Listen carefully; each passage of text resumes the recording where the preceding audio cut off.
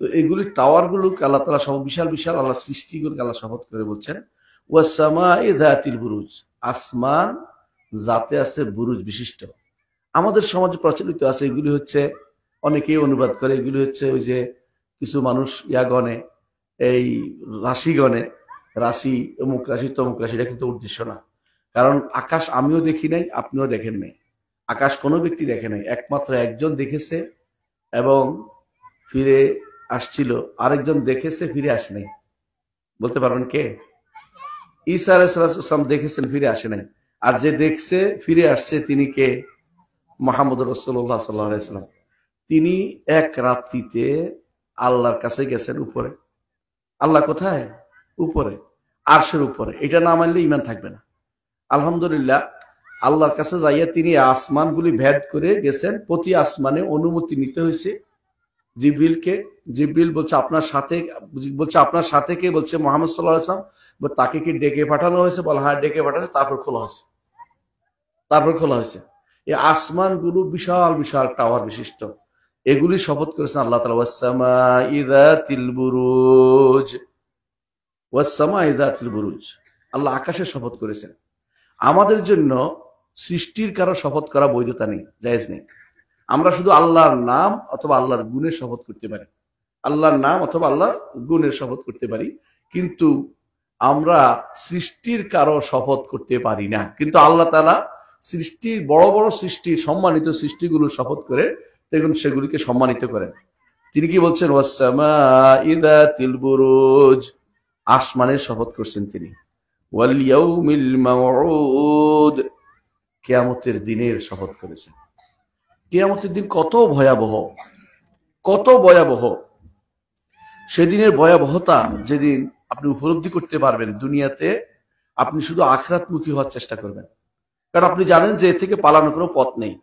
নারী পুরুষ সবাই কিন্তু হাসরের মাঠে উঠবে এবং কারো কোনো কাপড়ও থাকবে না, কোনো কাপড় থাকবে না, এমনকি জুতোও থাকবে না। হুফাতান উরাতান গুরলান, আমার নবী বলতেছেন যে তারা আসবে খালি পায়ে আসবে হাসরের মাঠে, উরাতান, এবং শরীরে কিছু থাকবে না। এই অবস্থা শুনে আয়েশা রাদিয়াল্লাহু আনহা বললেন, ইয়া রাসূলুল্লাহ, মানুষ একে অপরের দিকে তাকাবে না? মানে আয়েশা রাদিয়াল্লাহু আনহা এত বেশি সম্মানিতা মানুষ ছিলেন যে তার চিন্তা হলো পর্দা কিভাবে রক্ষিত হয়। আমাদের মায়েদের জন্য একটা বিশাল শিক্ষা রয়েছে, আমাদের মায়েদের জন্য বিশাল শিক্ষা রয়েছে। উম্মতের মা আয়েশা রাদিয়াল্লাহু আনহা চিন্তা করছেন যে পর্দা কিভাবে লঙ্ঘিত হয়ে যাবে না। রাসূল সাল্লাল্লাহু আলাইহি ওয়াসাল্লাম বললেন, আয়েশা, বিপদ যে কত ভয়াবহ তুমি এখন কল্পনা করতে পারছো না। একে অপরের দিকে তাকানোর সুযোগ থাকবে না, সবাই তাকিয়ে থাকবে উপরের দিকে, কখন রব্বুল আলামিন এসে তাদের মধ্যে ফয়সালা করবেন। রব্বুল আলামিনের ফয়সালার দিকে তাকিয়ে থাকবে। অবস্থা কত হাজার বছর চলে যাবে। ওয়া ইন্না ইয়াওমান ইনদা রাব্বিকা কাআলফি সানাতিম মিম্মা তাউদ্দুন, দুনিয়ার বুকে যত বছর বছর গণেন, হাজার বছর গণলেও শেষ হবে না, 50,000 বছরও শেষ হবে না। এই বিশাল এই দিনে তাকিয়ে থাকতে হবে আল্লাহর দিকে। হাসরের মাঠে কঠিন জায়গা, এই কঠিন জায়গা আল্লাহ বলছেন ওয়াল ইয়াউমিল মাউউদ, যেদিন ওয়াদা আপনাকে দেয়া হচ্ছে সেদিনের শপথ তিনি করছেন, কিয়ামতের দিনের শপথ করছেন তিনি। ওয়া শাহিদিন ওয়া মাশহুদ, এবং তিনি ওয়াদা করছেন আরাফার দিনের এবং জুমার দিনের ওয়াদা করছেন। মানুষ একত্রিত হয় এবং মানুষ সেখানে একত্রিত হয়, সাক্ষী থাকে, আল্লাহ সাক্ষী দেবেন, সেগুলো সাক্ষী দেয় মানে আল্লাহর কাছে যেগুলি মানুষের অকর্ম, এগুলি শপথ করে কি বলছেন? কুতিলা আসহাবুল উখদুদ, ধ্বংস হয়েছে গর্তওয়ালারা। কুতিলা শব্দের অর্থ হলো হত্যাকৃত, এখানে ধ্বংস করা অর্থে, অর্থাৎ যারা গর্ত করে ইমানদারদের কষ্ট দিছে। দুনিয়ার বুকে অনেকে ইমানদারদের কষ্ট দিতে পারলে একটু আনন্দ পায়, অনেকে আছে, অনেক দেশে আছে। এই যে ধরেন ফিলিস্তিনে হাজার হাজার মানুষকে মেরে ফেললো, আপনারা দেখছেন না? 50,000 কাছাকাছি মানুষ মেরে ফেলছে। ইহুদিদেরকে কোনো ভাবান্তর আছে? খ্রিস্টানদের কোনো ভাবান্তর আছে? বিশ্বের কারো কি চোখের পানি বের হয়েছে? শুধু শুধু হই হল্লোর ছাড়া কিছু হয় না। কিন্তু আমাদের ভাইদেরকে মেরে তারা মহা আনন্দ মনে করছে, উপলব্ধি করছে। না, এত আনন্দের বিষয় না। এই শপথ আল্লাহ তাআলা করে বলছেন যে এদের ধ্বংস হয়েছে। এরা যত আনন্দ করুক না কেন, একদিন তাদের পতন আসবেই, একদিন তাদের পতন হবেই।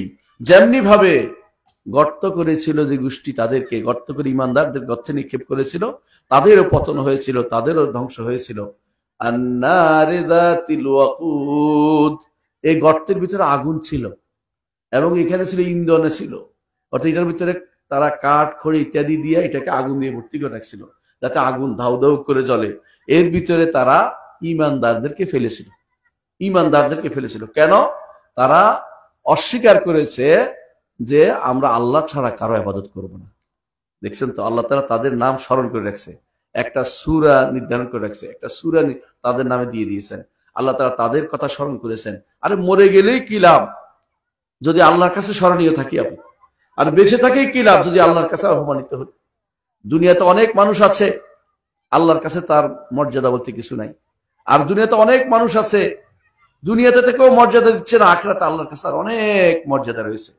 মুহাম্মদুর রাসূলুল্লাহ সাল্লাল্লাহু আলাইহি ওয়াসাল্লাম বলেছেন যে দুনিয়াতে অনেক মানুষ আছে যে তাকে কেউ সম্মান করে না, সুপারিশ করলে গ্রহণ করে না, বিয়ে শাদী করলে দিতে চায় না, কিন্তু আল্লাহর কাছে যদি সে কোনো কিছু চায় আল্লাহ কিন্তু তার আবদার ফেলে দেয় না। আল্লাহু আকবার।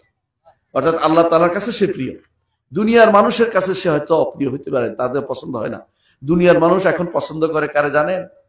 হ্যাঁ, গাড়িওয়ালা, বাড়িওয়ালা, জমিনওয়ালা, অথবা একটা রাষ্ট্রের বড় পদে আছে, অথবা অস্ত্রওয়ালা, বুঝছেন তো, মানে এসি ডিসি, ওই তথাকথিত পুলিশ অফিসার, এদেরকে মানুষরা অনেকেই পছন্দ করতেছে। কিন্তু যারা সত্যিকার ইমানদার, এই বুড়ো মানুষরা যারা আমার সামনে আছেন, এরা কিন্তু এগুলি পছন্দ করে না, ওরা ভালো করে দেখে আসছে জীবনটা। কালকে আমার সাথে একজন প্রফেসর মানুষ ছিলেন ইসলাম বিশ্ববিদ্যালয়, তিনি বলতেছেন আমার চাকরি হয়েছে, ওনার চাকরি হয়েছিল, উনি বলতেছেন যে আমার চাকরি হয়েছিল পুলিশে, বড় অফিসার হিসেবে চাকরি হয়েছে সরাসরি।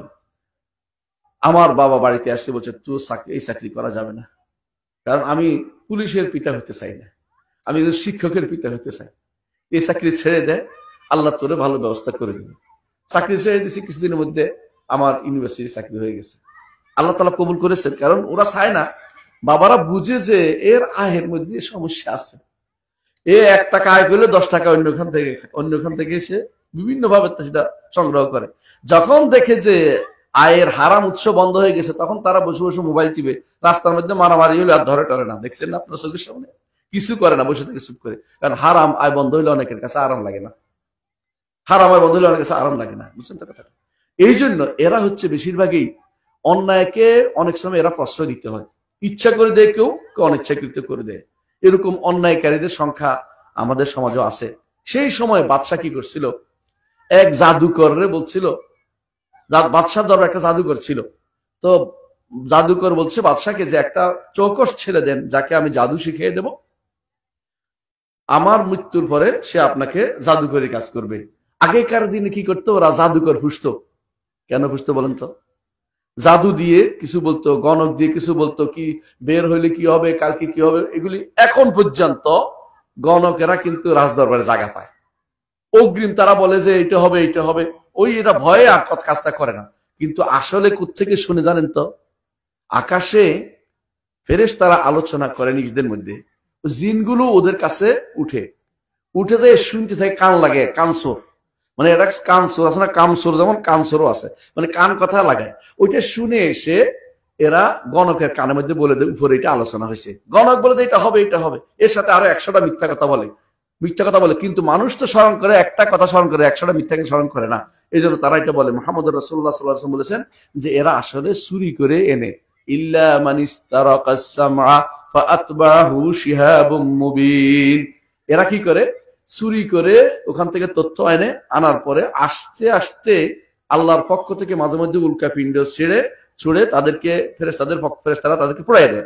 কিন্তু কিছু কিছু আছে কানে কানে বলে যেতে পারে মরার আগে, এই মরার আগে যারা বলে গেছে, এই গণকে এই কাজটি করে, জায়গায় জায়গায় বলে দেয়। আর মানুষ মনে করে এরা গায়েব জানে, গণকে গায়েব জানে না। গায়েব কে জানে? আল্লাহ। আল্লাহ ছাড়া গায়েবের খবর কেউ জানে না। যদি কেউ মনে করে কোন নবী, কোন অলি, কোন রসুল, কোন এমনিতে গায়েব জানে, তাহলে সেই ব্যক্তি, আল্লাহ না জানার ব্যক্তি এমনি গায়েব জানে, তাহলে সেই ব্যক্তি কাফের, মুশরিক, ঈমান হারা হয়ে যাবে, ঈমান নাই। বুঝলেন তো কথাটা? এই জন্য কেউ যদি কোনো গণকের কাছে যায়, আমার নবী কি বলেছেন, গণকের কাছে যাওয়া মাত্র 40 দিন ইবাদত কবুল হবে না, 40 দিন ইবাদত কবুল হবে না। আর যদি গণক যা বলছে তা বিশ্বাস করে, তাহলে তার ঈমান থাকবে না, তার ঈমানে থাকবে না, অর্থাৎ ফাকাদ কাফারা বিমা উনজিলা আলা মুহাম্মদ, অর্থাৎ সে কাফের হয়ে গেছে। দেখুন অনেকেই আমাদের সমাজে না হোক, আশেপাশে অনেক সমাজে আসে, কেউ দেখবেন যে বানর লইয়া আসে, বানর নিয়ে আসে না, বানরে কি কয় তুই এটা ধর ওইটা ধর, হ্যাঁ এটা ধরলে এটা হবে, এটা ধরলে আসলে বানরে কিছু বানরে শিখেছে এটা, কারণ তার ভেলকি দেখে দেখে পয়সা রোজগার দরকার এই জন্য। আবার দেখবে রাস্তার পাশে বসে আছে কেউ, হ্যাঁ বসে আছে কি টিয়া পাখি নিয়ে, টিয়া পাখির এটা ধরা একটা ছবি ধরা, এটা ধরা, এগুলি সবগুলি কিন্তু শিরকি কাজ। আপনি যদি টিয়া পাখিরে ধরতে যান আর বিশ্বাস করেন যে টিয়া পাখি জানে, তো আপনি কিন্তু মুশরিক হয়ে গেছেন, ঈমান হারা হয়ে গেছেন। ঈমান হারা হয়ে কি হবে এটা এখানে বলা হয়েছে, বুঝলেন? ঈমান হারা হলে কি হবে? আল্লাহ তাআলার পক্ষ থেকে ঈমান হারা হলে এই ব্যক্তির জন্য আর কিছু নাই, কোনদিন জাহান্নাম থেকে বের হতে পারবে না।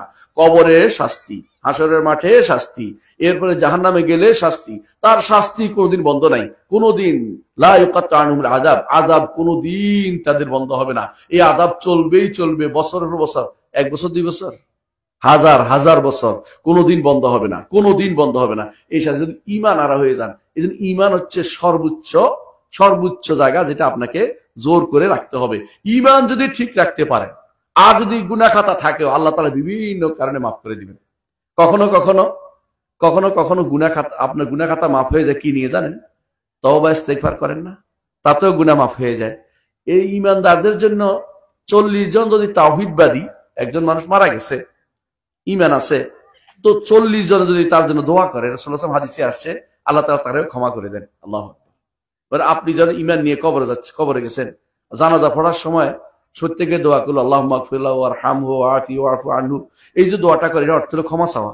রাসূলুল্লাহ সাল্লাল্লাহু আলাইহি ওয়াসাল্লাম বলেছেন 40 জন যদি কোনো এরকম হয় যে যারা শিরিক করে না আল্লাহর সাথে, এরা এর জন্য দোয়া করছে, আল্লাহ তারে ক্ষমা করে দেয়, তাহলে ঈমানদার তো ক্ষমা পেয়ে গেল। কিন্তু ঈমান যার নাই, সে তো জানাজাও পায় না, তার জানাজাও জোর করে দিলেও কবুল হবে না, কাজ হবে না, জোর করে দিলেও কাজ হবে না।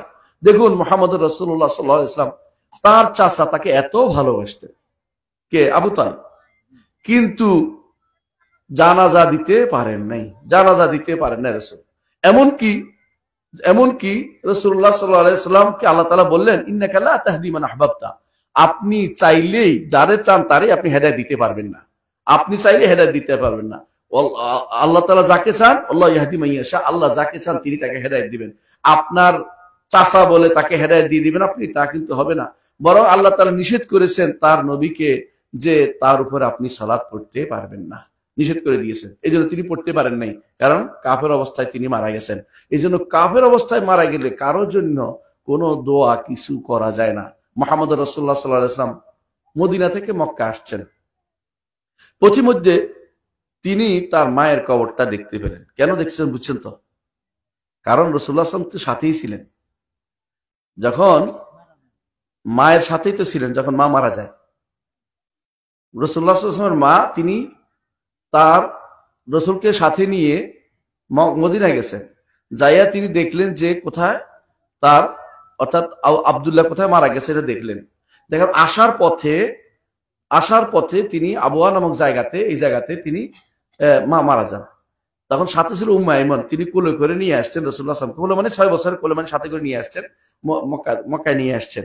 কিন্তু মারা জায়গাটা চিনতেন। তিনি আসার সময় মুসলিম শরীফে হাদিসে আসছে যে তিনি এসে নিজে কাঁদছেন, সাহাবায়ে কেরামও কাঁদছে মায়ের কবর, কিন্তু বলছেন আমার মায়ের জন্য ক্ষমা প্রার্থনা করার আমাকে অনুমতি দেওয়া হয়নি, শুধু জিয়ারত করার অনুমতি দিয়েছে যে দেখে আসো কবর, এটা সাক্ষাৎ করে আসো, দেখে আর কবর, কিন্তু আমাকে মায়ের জন্য ক্ষমা প্রার্থনার অনুমতি দেওয়া হয়নি, কারণ ঈমান নাই। যে যার ঈমান নাই তার জন্য কোনো দোয়া করা যাবে না, তার কিছুই নেই। সবচেয়ে বড় সম্পদ হলো ঈমান। ঈমান যার আছে তার সব পাওয়া যাবে। এমনকি যার ঈমান আছে, জাহান্নামে যখন পড়ে যাবে কোনো গুনার কারণে, বড় বড় গুনার কারণে, মাফ হয় না, অনেকগুলো কারণে গুনাহ মাফ হয়, কিন্তু ঈমান আছে, গুনাহ মাফ হয় না কোনো কারণে, ওই ব্যক্তিকে আল্লাহ তাআলা স্বয়ং তাকে শেষে কেউ তার জন্য সুপারিশ করে নাই, রাসূল করে নাই, আত্মীয় স্বজন করে নাই, নেক বান্দারা করে নাই, আল্লাহ তাআলা তখন তাকে নিজ হাতে তাদেরকে জাহান্নাম থেকে বের করে নিয়ে আসবেন। কেন বের করে নিয়ে আসবেন? কারণ আফানা জালুল মুসলিমিনা কাল মুজরিমিন মা লাকুম কাইফা তাহকুমুন, ঈমানদার কাফেরকে তিনি একসাথে একরকম হতে দিবেন না। তার ঈমান তো আছে, একটু হোক, এক রাই পরিমাণ হোক, সরিষা পরিমাণ হোক, ঈমান যেহেতু আছে, তাকে কাফেরের মতো তিনি এক আচরণ করবেন না, তাকে যে কোনো মূল্যে বের করে আনবেন। শাস্তি দিয়েছেন ঠিক আছে, কিন্তু বের করে আনবেন। ইমানটা রক্ষা করা বড় জিনিস। ইমান রক্ষার জন্য আমরা ওয়াজ নসিহত গুলি করি, আমরা গুনাহ থেকে বাঁচার জন্য ওয়াজ নসিহত করি, জাহান্নামে যেন না যাইতে হয় আমাদেরকে, আমাদের কেউ যেন জাহান্নামে না যায়, আমাদের সবাই যেন জান্নাতে যেতে পারি, আমরা যেন অন্তত ইমানটা নিয়ে কবরও যেতে পারি। সর্বশেষ কথা যেন আমাদের হয় লা ইলাহা ইল্লাল্লাহ মুহাম্মদুর রাসূলুল্লাহ সাল্লাল্লাহু আলাইহি ওয়াসাল্লাম বলেছেন, যার সর্বশেষ কথা হবে লা ইলাহা ইল্লাল্লাহ, সে জান্নাতে প্রবেশ করবে। বুঝছেন কথাটা? মানে ইমান নিয়ে কবরে গেছে, জান্নাতে প্রবেশ করবে। এবং দুনিয়াতে আপনার প্রতিটি কথার মধ্যে, প্রতিটি কাজের মধ্যে দেখেন ইমানকে স্মরণ করে দেওয়া হচ্ছে। প্রতিদিন 5 বার যখন আজান দেয় কি বলেন? ইমানকে স্মরণ করিয়ে দেয়। আশহাদু আল্লা ইলাহা ইল্লাল্লাহ, আশহাদু আন্না মুহাম্মাদার রাসূলুল্লাহ। কিভাবে ইমানকে স্মরণ করে দেখছেন? সব শেষে কি বলে? লা ইলাহা ইল্লাল্লাহ বলেন না? তো এই ইমানটাকে স্মরণ করে দিচ্ছে। রাতের বেলাও আপনি ইমানকে স্মরণ করেন। সকাল যখন শেষ সালাত আদায় করেন তখন কি পড়েন? শেষ সালাতে পড়েন না আপনি? আপনার যখন পড়েন, বিতির পড়েন, তখন শেষ 2 রাকাতে কি পড়েন? 1 রাকাতে পড়েন কুল ইয়া আইয়ুহাল কাফিরুন, আর 1 রাকাতে পড়েন কুল হুয়াল্লাহু আহাদ, পড়েন না? এটা কিন্তু হাদিস দ্বারা সাব্যস্ত। কেন? শেষ কথা যেন তাওহীদ হয়, ঈমান হয়। রাসূলুল্লাহ সাল্লাল্লাহু আলাইহি ওয়াসাল্লাম এটা চেয়েছেন আপনাদের কাছে, এজন্য এটা এইভাবে সেট করে দিয়েছেন। আবার দেখেন ফজরের সালাতে সুন্নাত হচ্ছে, ফজরের সালাতের সুন্নতের মধ্যে কি পড়া? কাফিরুন এবং ইখলাস পড়া। বুঝছেন তো? এর মধ্যে ঈমান যেন থাকে, আপনি সারাদিন ঈমানের উপর থাকতে পারেন। এটা আপনাকে আমাকে শিক্ষা দিচ্ছে। ঈমান নিয়ে থাকার জন্য আমাকে আল্লাহ তাআলার প্রত্যেকটি ইবাদতের মধ্যে এই জন্য ঈমানকে শিক্ষা দিচ্ছে। দেখুন সালাতের মধ্যে আল্লাহু আকবার, ঈমানের দাবি কিন্তু আল্লাহ তাকবীর ঘোষণা করেন। আবার যখন শেষ প্রত্যেকটা কাজ আপনি করছেন, যখন তাশাহুদ শেষ করছেন, আশহাদু আল্লা ইলাহা ইল্লাল্লাহ ওয়া আশহাদু আন্না মুহাম্মাদান বলছেন না? বাকিটা কেন, পুরোটা কেন বলছেন? তাশাহুদ। এরপরে দোয়া করতেছেন, কিন্তু শেষের মূল কথাটা তাশাহুদের, ঈমান এবং তাওহীদের কথা আসছে। ঈমান যার নাই তার কোনো কিছু প্রাপ্তি নেই, এটা হলো আমার বলার উদ্দেশ্য। তাহলে ঈমান যাদের নাই এরা কি করে? সবসময় ঈমানদারদের কষ্ট দেয়। তো যখন জাদুকরকে বলা হলো, জাদুকর বলছে বাদশাকে যে একটা ছেলে দেন যারা আমি জাদু শিক্ষা দিব, আমি তো চলে যাবো, একটা জাদু শিক্ষা দিব। এই কথা বলার পরে বাদশা একটা ছেলে, চৌকস ছেলে নিয়ে আসছে যে জাদু শিক্ষা দিবে। ওই ছেলে আসার সময় প্রতিদিন পথে এক আলেম তাকে পাইছে, আলেমে পাই তারে বলতো যে তুমি ওখানে যে কি করবে, আমার কাছে তুমি দিন শিখাও। ওই ছেলে সেখানে দিন শিখতো আর চলে যাইতো। শেষ পর্যন্ত সে এমন বড় ভালো আলেম হয়ে গেছে, ভালো জ্ঞানী হয়ে গেছে। একদিন এক হায়না জাতীয় একটা প্রাণী রাস্তার মধ্যে মানুষকে আক্রমণ করতেছিল। সেই তখন বলছে যদি আল্লাহর দিন সত্য হয়ে থাকে, সে মারছে, এটা মরে গেছে। মরে যাওয়ার পরে সবাই তো খুশি হয়ে গেছে। কি হয়েছে? কি হয়েছে? বাদশার দরবারে নিয়ে গেছে। তোমার এই বিদ্যা কে শিক্ষা দিল? কিভাবে তুমি ভালো করলা? নিশ্চয়ই তোমাকে কেউ শিক্ষা দিছে। লুকোচুরি করছিল তার ওস্তাদ, মানে যিনি আলেম, কারণ বাদশার সামনে যেতে পারে নাই, ও তো কুফুরি করতেছে দেখে, কিন্তু নাম বলে দিছে, মানে কষ্ট এর কথা। তারপরে বলছে তোমাকেও মেরে ফেলা হবে। তখন সে বলছে যদি সমস্ত মানুষকে একত্রিত করলে, তারা বিভিন্নভাবে চাষছে। একবার পাহাড় উপর থেকে ফেলছে, নদীর মধ্যে পানিতে ডুবে, কোথাও মরে না, সে সোজা চলে আসছে আবার হেঁটে। বিশাল আল্লাহ তাআলা তাকে এই সম্মানিত করেছেন, কারামাত দিয়েছেন তাকে। এরপর সে বলছে যদি আমাকে যদি মারতে হয় তাহলে সমস্ত মানুষ একত্রিত করুন, তারপরে বলবেন বিসমিল্লাহির রাব্বিল গোলাম, আল্লাহর নামে, এই গোলামের রবের নামে আমি তীর নিক্ষেপ করছি, এটা বললে আমি মারা যাব। এটা বলার পরে মরে গেছে। তো মরে গেছে, কিন্তু মানুষ যারা একত্রিত হয়েছে ওরা বলছে আমান্না বিরাব্বিল গোলাম, আমরা ঈমান আনলাম এই বালকের রবের উপরে, আমরা আল্লাহর উপরে ঈমান আনলাম। এই কথা শুনি তো বাদশা মাথা খারাপ হয়ে গেছে। কিরে এই কাজ করছে? তো কি করছে? পুরো পরীক্ষা গণন করছে, আগুনের বিশাল বিশাল আগুনের পরীক্ষা গণন করে এদেরকে আগুনের মধ্যে নিক্ষেপ করছে। ওরা একজনও বাদ যায় নাই, সবাই আগুনে পড়তে রাজি হয়েছে, জোর করে ফেলছে, কিন্তু ঈমান ত্যাগ করে নাই। আল্লাহ তাআলা এটা স্মরণীয় করেছে একটা সূরা দিয়ে। আল্লাহ তাআলা স্মরণ করেছে যে এরা ঈমান ত্যাগ করেনি। এমনকি এক মহিলা তার বাচ্চা নিয়ে টেনশনে আছে, পড়বে কি পড়বে না, কে বাঁচে, কুফরি করলে বেঁচে যাবে, ঈমান আনলে তারা আগুন নিক্ষেপ করবে। বাচ্চা বলতেছে মা তুমি হকের উপর আছো, মা তুমি হকের উপর আসো, তুমি ভয় করবে না, তুমি ঈমান হারা হয়ে মরার চেয়ে তোমার আগুনে পড়া ভালো, আগুনে ফেলে দিয়েছে। এই কথা আল্লাহ তাআলা স্মরণ করে বললেন, ইদহুম আলাইহা কুউদ ওয়া হুম আলা মা ইয়াফআলুনা বিল মুমিনিনা শুহুদ।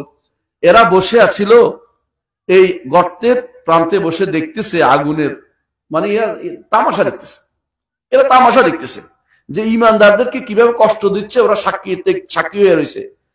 ওয়ামা নাকামু মিনহুম, এরা কোনো কিছু করে নাই। ইমানদাররা কাফেরের ক্ষেত চুরি করে নাই, দান চুরি করে নাই, পয়সা চুরি করে নাই, তাদের সম্পদ নিয়ে যায় নাই, দেশের বাইরে সম্পদ নিয়ে বিশাল বিশাল ভান্ডার বানায় নাই।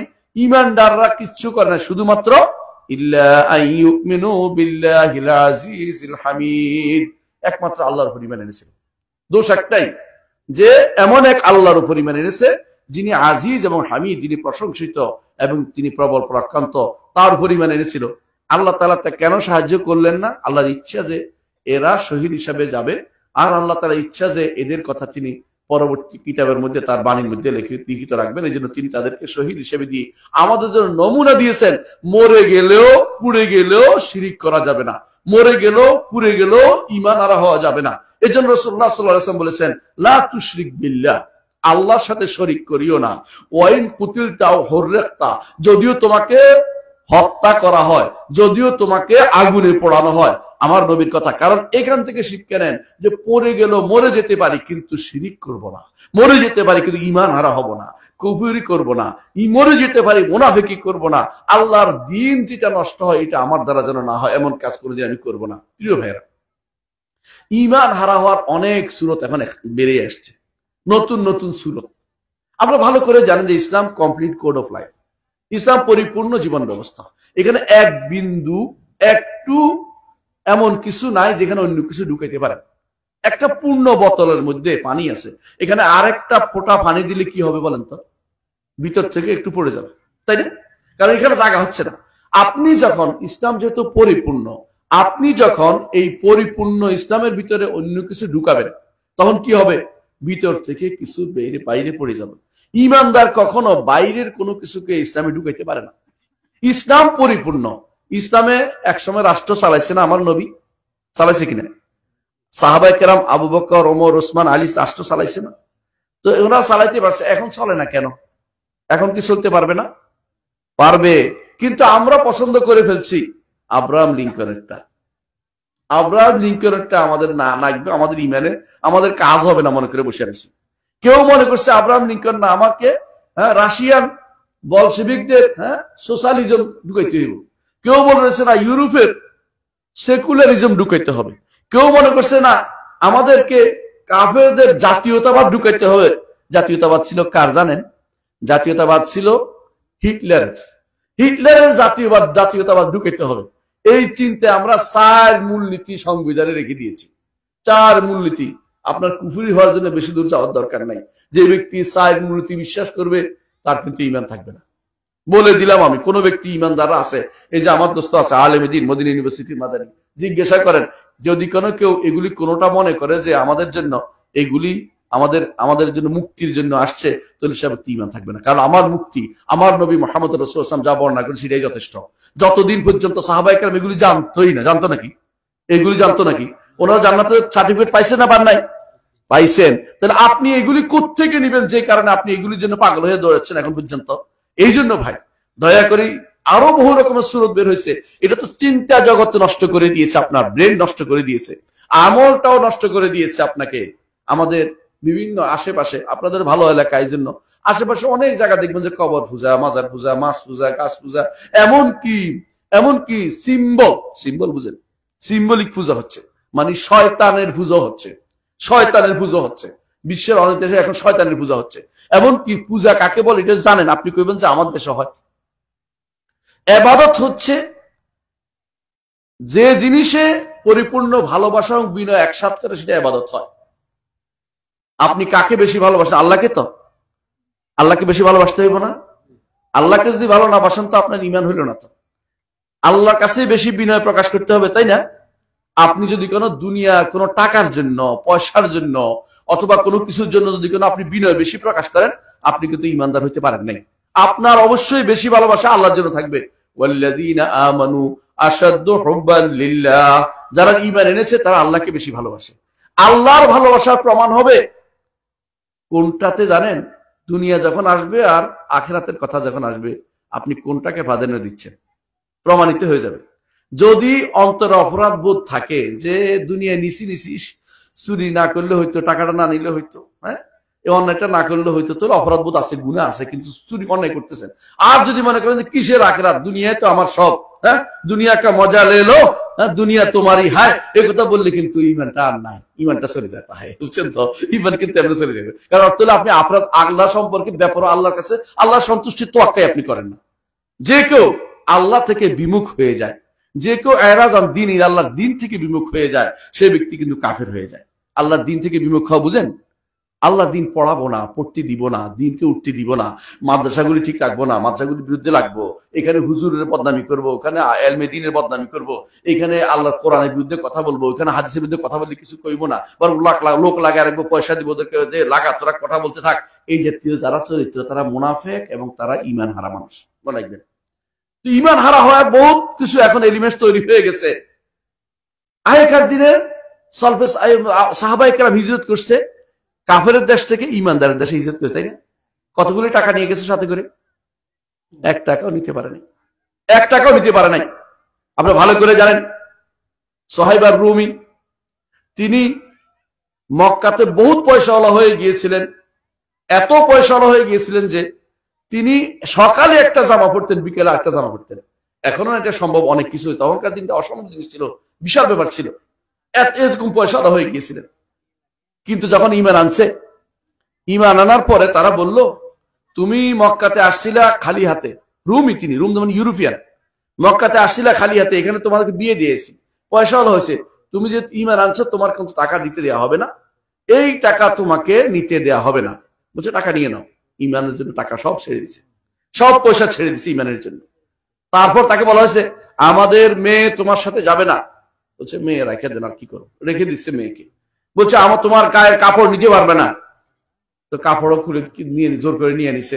একজন থেকে হাওলাত করে একটু কাপড় দিয়ে কোন রকম লজ্জাস্থান ঢেকে মদিনা এসে পৌঁছছে। রাসূলুল্লাহ সাল্লাল্লাহু আলাইহি ওয়াসাল্লাম বললেন, রাবিহা সুহাইব, সুহাইব লাভবান হয়েছে, লাভবান হয়েছে। কি দিয়ে লাভবান হয়েছে বলেন তো? ঈমান, ঈমান দিয়ে লাভবান হয়েছে। সব হারাইছে, কোনো কিছু হারায় নাই। ঈমান হারাইলে সব হারা হয়ে যায়, ঈমান হারাইলে সব হারানো হয়ে যায়। আর যদি কোনো অন্য সব কিছু হারিয়ে যায়, কিছুই হারায় নাই, কিছুই হারায় নাই। ঈমানের এত মূল্য আপনি কি চিন্তা করতে পেরেছেন? ঈমানের কত মূল্য! ঈমান অর্থ হচ্ছে গেছে, রাসূল বলছেন রাবিহা সুহাইব, সুহাইব লাভবান হয়েছে, কোনো সমস্যা নাই, কোনো সমস্যা নাই। মক্কাতে ঈমানের কারণে আম্মার ইবনে ইয়াসের পরিবার, ইয়াসের পরিবার, সবার উপর জুলুম চলছে। রাসূল যে বলতেন, রাসূল যে কিছু করতে পারতেন না, ক্ষমতা ছিল না, তিনি ক্ষমতার মধ্যে ছিলেন না, কিন্তু বলতেন সাবরান আহলা ইয়াসির ফাইন্না মাওয়াইদাকুমুল জান্নাহ, হে ইয়াসের পরিবারের লোকেরা সবর করো, তোমাদের ওয়াদা হচ্ছে জান্নাতের ওয়াদা, জান্নাতের ওয়াদা। বেলাল রাদিয়াল্লাহু আনহুকে টেনে নেওয়া হতো মরুভূমির বালুতে, তিনি বলতে পারতেন না, ঈমান এনেছি পুরাটা বলতে পারতেন না, বলতেন আহাদ আহাদ, একটুকু শব্দ বলতেন শুধু, অর্থাৎ কুলু আল্লাহু আহাদ, একমাত্র আল্লাহর কথা স্মরণ করতেন। তিনি সম্মানিত হয়েছেন, পরে জীবিত ছিলেন। কিন্তু ইয়াসের মধ্যে আম্মার রাদিয়াল্লাহু আনহুর মা, তিনি শহীদ হয়েছিলেন, তার পিতাও শহীদ হয়েছিল, কিন্তু শুধু আম্মার জীবিত ছিলেন। পরবর্তীতে তিনি শহীদ হয়েছেন ভিন্ন কথা, কিন্তু তখন তিনি জীবিত ছিলেন। তিনি আল্লাহ তাআলা কিন্তু তাদের এই অবদানকে কখনো ম্লান করেননি। তারা সাহাবায়ে কেরাম যারা শহীদ হয়েছেন, তাদের মর্যাদা সবার উপরে। বিশেষ করে মক্কাতে যারা ঈমান এনেছে, প্রথম যারা ঈমান এনেছে, তারা সাবিকুনাল আউয়ালুনা মিনাল মুহাজিরিন ওয়াল আনসার। আল্লাহ তাআলা তাদের সম্পর্কে বলছেন, আগে যারা ঈমান এনেছে, রাদিয়াল্লাহু আনহুম ওয়া রাদু আনহু, আল্লাহ তাদের উপর সন্তুষ্ট, তারাও আল্লাহর উপর সন্তুষ্ট হয়েছে। এজন্য ঈমানের মর্যাদার চেয়ে মর্যাদাবান জিনিস পৃথিবীতে আর কিচ্ছু নাই, হতেই পারে না। এত মর্যাদা নিয়ে আল্লাহর উপর ঈমানটা ঠিক রাখা, আল্লাহর উপর ঈমানটা ঠিক রাখা সবচেয়ে মর্যাদাপূর্ণ জিনিস। এই জন্য যে কোনো মূল্যে ঈমান ঠিক রাখতে হবে, মনে রাখতে হবে, ঈমান যদি ঠিক না থাকে, আমার কোনো প্রাপ্তি আল্লাহর কাছে আর নাই। এখানেও সেই কথা আল্লাহ তাআলা বলছেন যে এরা যে শাস্তি দিল, গর্তবাসীদের শাস্তি দিল, গর্তে ফেলে মারলো, কি কারণ? কোনো কারণ নাই, একমাত্র আল্লাহর উপর ঈমান আনার কারণ তাদেরকে মেরে ফেলা হয়েছে। এরপর আল্লাহ তাআলা বলছেন, আল্লাযী লাহু মুলকুস সামাওয়াতি ওয়াল আরদা ওয়াল আরদি ওয়াল্লাহু আলা কুল্লি শাইইন শাহীদ। ওই আল্লাহ উপর ঈমান এনেছে যার জন্য আসমান এবং জমিনের মালিকানা। আসমান এবং জমিনের মালিক তো এখন অনেকে দাবি করে, হ্যাঁ এই জমির প্রকৃত মালিক, হ্যাঁ এই জমির প্রকৃত মালিক, হ্যাঁ প্রকৃত মালিক আপনি না, যতই বলেন না কেন আপনি কাগজে পত্রের মালিক, আপনি মরে গেলে আরেকজন মালিক হয়ে যাবে। হ্যাঁ ইন্না নাহনু নারসুল আরদা ওয়া মান আলাইহা ওয়া ইলাইনা ইউরজাউন। আমরা, আল্লাহ বলতেছেন তোমরা সব মরে যাবে, শেষ পর্যন্ত আমি সবকিছু ওয়ারিস হব। ওয়া কুন্না নাহনুল ওয়ারিসিন, অর্থাৎ আল্লাহ সবকিছু মালিক হবে। সেদিন আল্লাহ তাআলা বলবেন লিমানিল মুলকুল ইয়াউম, আজকের দিনে রাজত্ব কার? কেউ জবাব দিবে না, একমাত্র আল্লাহ তাআলাই বলবেন যে লিল্লাহিল ওয়াহিদিল কাহ্হার। সেদিন আল্লাহ তাআলাই শুধুমাত্র এই সবকিছুর মালিকানাতি দাবি করতে পারবেন। ওই সময় আমরা কোথায় থাকবো বলেন? আল্লাহ তাআলা বলে দিয়েছেন কোরআনে কারীমে, আল্লাহ তাআলা বলছেন আল্লাহর মুষ্টির ভিতরে সমস্ত আসমানগুলি, সমস্ত জমিনগুলি থাকবে, আর আরেক হাতে থাকবে আসমানগুলো ভাঁজ করা থাকবে। সেই সময় তিনি বলবেন রাজত্ব কই, কোথায় তোমার রাজারা, কোথায় আমি রাজা, দুনিয়ার রাজারা কোথায়? দুনিয়ার রাজারা তখন সবাই কি আল্লাহ মুষ্টির ভিতরে সব, এই কাফের ইমানদার সব, কারণ সমস্ত আল্লাহ বলে দিয়েছে কোরআন ওয়াল আরদু জামিআন কাবদাতুহু ইয়াউমাল কিয়ামা, সমস্ত জমিন আল্লাহর মুষ্টির ভিতরে থাকবে, সমস্ত জমিন আল্লাহর মুষ্টির ভিতরে থাকবে। ওয়াস সামাওয়াতু মাতউইয়াতুম বিয়ামিনিহি, সমস্ত আসমান আল্লাহ আর হাতের মধ্যে, আল্লাহর ডান হাতের মধ্যে একটার উপর একটা থাকবে। কিরকম? ইয়াউমা নাতুইস সামা কাতাইয়িস সিজিল লিল কুতুব, যেদিন তিনি আসমান সমূহকে কাগজ যেভাবে একটার উপর রাখে ভাবে রাখে, 7টা আসমানকে তিনি হাতের উপর রাখবেন এবং বলবেন আনাল মালিক আইনা মুলুকুদ দুনিয়া, আমি রাজা, দুনিয়ার রাজারা কোথায়? কোথায়? সেদিন আপনি আমি সবাই কিন্তু এই ইয়ার ভিতরে আছি।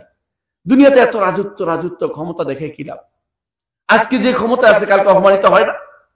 আজকে অনেক কিছু দেখাবেন, কালকে পালিয়ে বেড়াবেন, পরশু দেশে আসবেন, পরশু আবার পালাবেন, এই দৌড়াদৌড়ি করতে করতে আবার কবরে যাবেন। কবরে গেলে কার কাছে যাবেন? আল্লাহর কাছে। ইন্না লিল্লাহি ওয়া ইন্না ইলাইহি রাজিউন। দুনিয়াতে যত চালাকি করেন কেউ পালাইতে পারবেন না। ফেরাউন কোথায় গেছে? কবরে গেছে। মরছে না? মরে কার কাছে যাইতে হয়েছে? আল্লাহর কাছে তার উপস্থিতি হবে।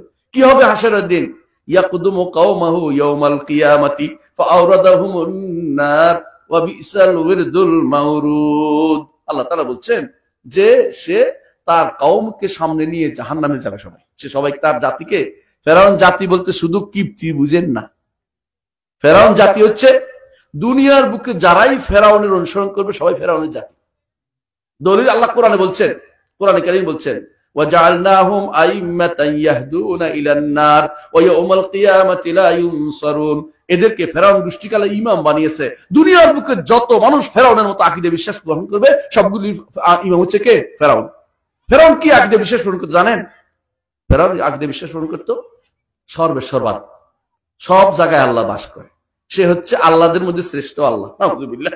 এর জন্য সে বলতো আনা রাব্বুকুমুল আলা, এবং সে বলতো মা আলিমতু লাকুম মিন ইলাহিন গায়রি, আমি তোমাদের মধ্যে শ্রেষ্ঠ রব, মানে তোমরা রব, আমি তোমাদের মধ্যে বড় রব। নাউযুবিল্লাহ। মানে এটা তারা মনে করে কি এদের মধ্যে এ শ্রেষ্ঠ, তারা সর্বসর্বদা বিশ্বাসী। আমাদের মধ্যে অনেকে দেখবেন নাউযুবিল্লাহ, এই দেশে এখনো অনেকে মনে করে আল্লাহ সর্বত্র, যত কল্লা তত আল্লাহ। এরা ইমানদার হয়, এরা কাফের। সঙ্গে এদের পিছনে নামাজ হবে না, এদের পিছনে নামাজ হয় না। এই কথা বললে অনেকে মন খারাপ করে যে আমরা তো অনেকে বললে কি সে কাফের। আল্লাহ তাআলা সৃষ্টির ভিতরে নন, স্রষ্টা এবং সৃষ্টি আলাদা। কেউ যদি মনে করে আল্লাহ সৃষ্টির ভিতরে থাকেন তাহলে সেই ব্যক্তি কাফের। এখন বলতে পারেন তিনি তো শেষ রাত্রে নেমে আসেন, তার নেমে আসা আমাদের নেমে আসার মতো নয়। আমরা নেমে আসি কি দিয়ে? মই দিয়ে, রশি দিয়ে, লাভ দিয়ে, পড়ে টরে, তাই না? আল্লাহর কোনো কিছু আমাদের মতো না। আল্লাহ কিভাবে নেমে আসেন তিনি শুধু জানেন। ওইটাকে ধারণা করবেন না সৃষ্টির ভিতরে তিনি বাস করেন, এমন কোনো চিন্তা করবেন না। তিনি আরশের উপরেই, তিনি আরশের উপরে থাকতে আপনাদের কাছে কি মনে হয়? হ্যাঁ, উপরে থাকতে কি লাগে? একটা পড়ে যাবে না, পড়ে যাবে না? অনেক কিছু মনে করেন উপরে থাকার তো আরশের মধ্যে বোধহয় ঠেস দিয়ে আছে, এই জাতীয় কথা বলাও যায় না। কেন? আসমান আমাদের উপরে না? আসমান কি আমাদের গায়ে লেগে আছে? আমাদের কিছুর সাথে লেগে আছে? তাহলে অর্থ হচ্ছে উপরে। সৃষ্টির মধ্যে, সৃষ্টি যদি কোনো এরকম উপরে থাকা অর্থ লেগে থাকা না হয়, আল্লাহর জন্য লেগে থাকা বলবেন না। আল্লাহ তাআলা উপরে আছেন বিশ্বাস করবেন। কোথার উপরে? আরশের উপরে। তার আরশের উপরে স্রষ্টা ছাড়া, আল্লাহ ছাড়া কিছু নেই। আল্লাহ তাআলা হচ্ছেন সর্বোচ্চ সত্তা, এর নিচে হচ্ছে সব। এজন্য ইমাম আবু হানিফা রাহমাতুল্লাহ আলাইহি বলছেন, যদি কেউ মনে করে এটা বলে যে আরশ কোথায় আছে, যদি কোনো এটা মনে করে যে আরশ কোথায় আছে আমি জানি না, উপরের নিচে, তো সেই ব্যক্তি কাফের। আর কেউ যদি মনে করে যে রব্বুল আলামিন উপরে না, সে ব্যক্তি কাফের। কারণ দুইটাই তিনি কাফের বলছে, উপরে না বললেও কাফের, আরশ কোথায় আছে তিনি আরশের উপরে এটা বলতে হবে, আর যদি বলে আরশ কোথায় আছে এটাও জানে না, সেও কাফের। কারণ আরশ কোথায়? উপরে। সর্বোচ্চ সৃষ্টি হচ্ছে আরশ। আরশ কত বড়? আরশ কত বড় বলতে পারবেন? রাসূলুল্লাহ সাল্লাল্লাহু আলাইহি ওয়াসাল্লামের হাদিসে আসছে, আল আরশু লা ইয়াকদিরু কদরু ইল্লাল্লাহ। আরশের পরিমাণ আল্লাহ ছাড়া কেউ জানে না। আল্লাহ ছাড়া কেউ জানে আরশ কত বড়। কারণ আরশের সামনে হচ্ছে কুরসি। আরশের সামনে হচ্ছে কুরসি। এই কুরসির ভিতরে আসমান এবং জমিন। আসমান তো আমরা দেখি নাই, জমিন তো দেখছি, তাই না? ছবি তুলছি, পৃথিবীর ছবি তুলতে পারেন, কিন্তু আসমান জমিনের মাঝখানে যা আছে, মাঝখানে এখন অনেক কিছু আবিষ্কার হচ্ছে, গ্রহ নক্ষত্র, তারপরে কি নিহারিকা, তারপরে গ্যালাক্সি, কি দুনিয়ার যত কিছু আবিষ্কার হচ্ছে, এগুলি সবগুলি একত্র করলে আরশের কুরসির মধ্যে 7টা মুদ্রা। কটা মুদ্রা? 7টা মুদ্রার মতো।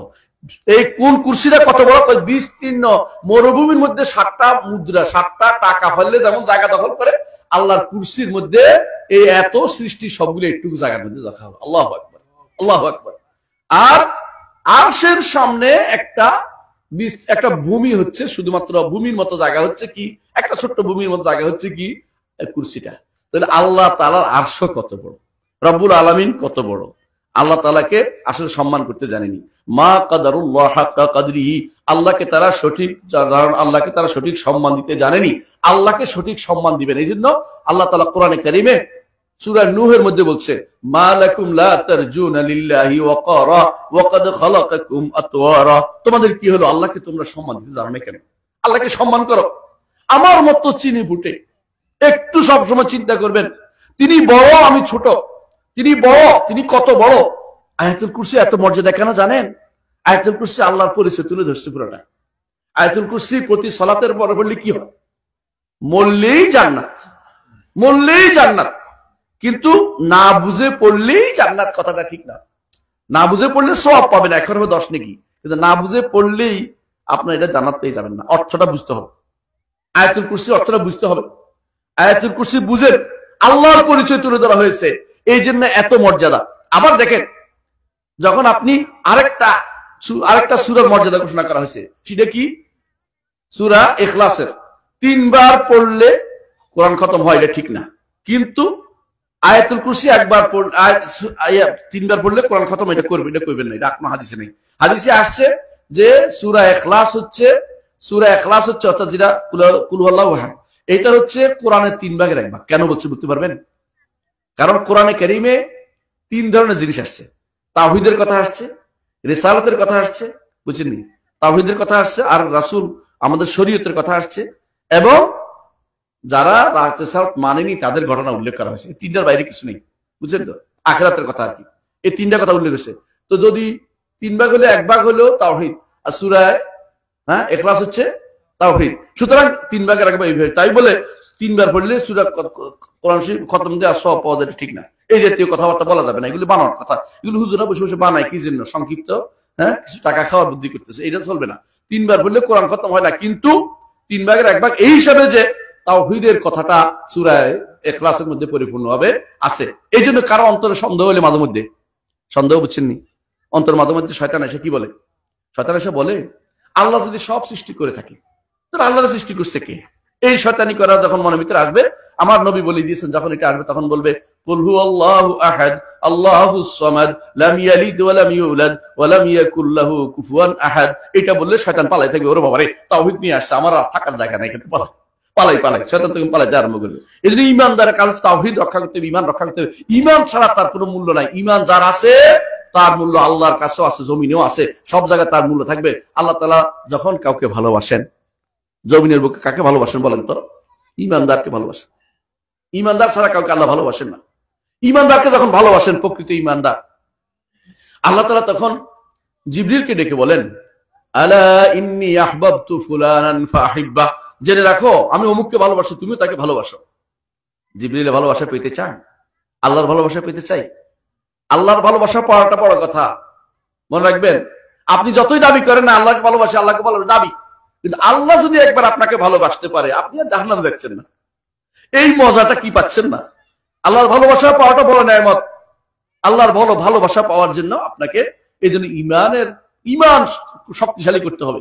আমরা আহলুস সুন্নাত ওয়াল জামাত ইমান রাখি, আমরা যারা আহলুল হাদিস ওয়াল আসার ইমান রাখি কি, যে ইমান বাড়ে ও কম। ইমান বাড়ে যত কোরআন তেলাওয়াত করবো, যত আল্লাহর কথা শুনবো, যত সালাত আদায় করবো, যত দিন মেনে চলবো, তত আমার ইমান বাড়বে। আর যখনই আমার অন্তরের ভিতরে শয়তান ঢুকবে, উল্টাপাল্টা চিন্তা ভাবনা করবে, যখনই হারামের দিকে তাকাবো, হারাম কাজ দিকে হাত দিব, তখন ইমান কমতে থাকে। কমতে কমতে কমতে কমতে একসময় লাইভের ইমান হয়ে যায়। কখনো কখনো উল্টাপাল্টা করলে একদম চলে যায়। উল্টাপাল্টা বুঝেন কিনা?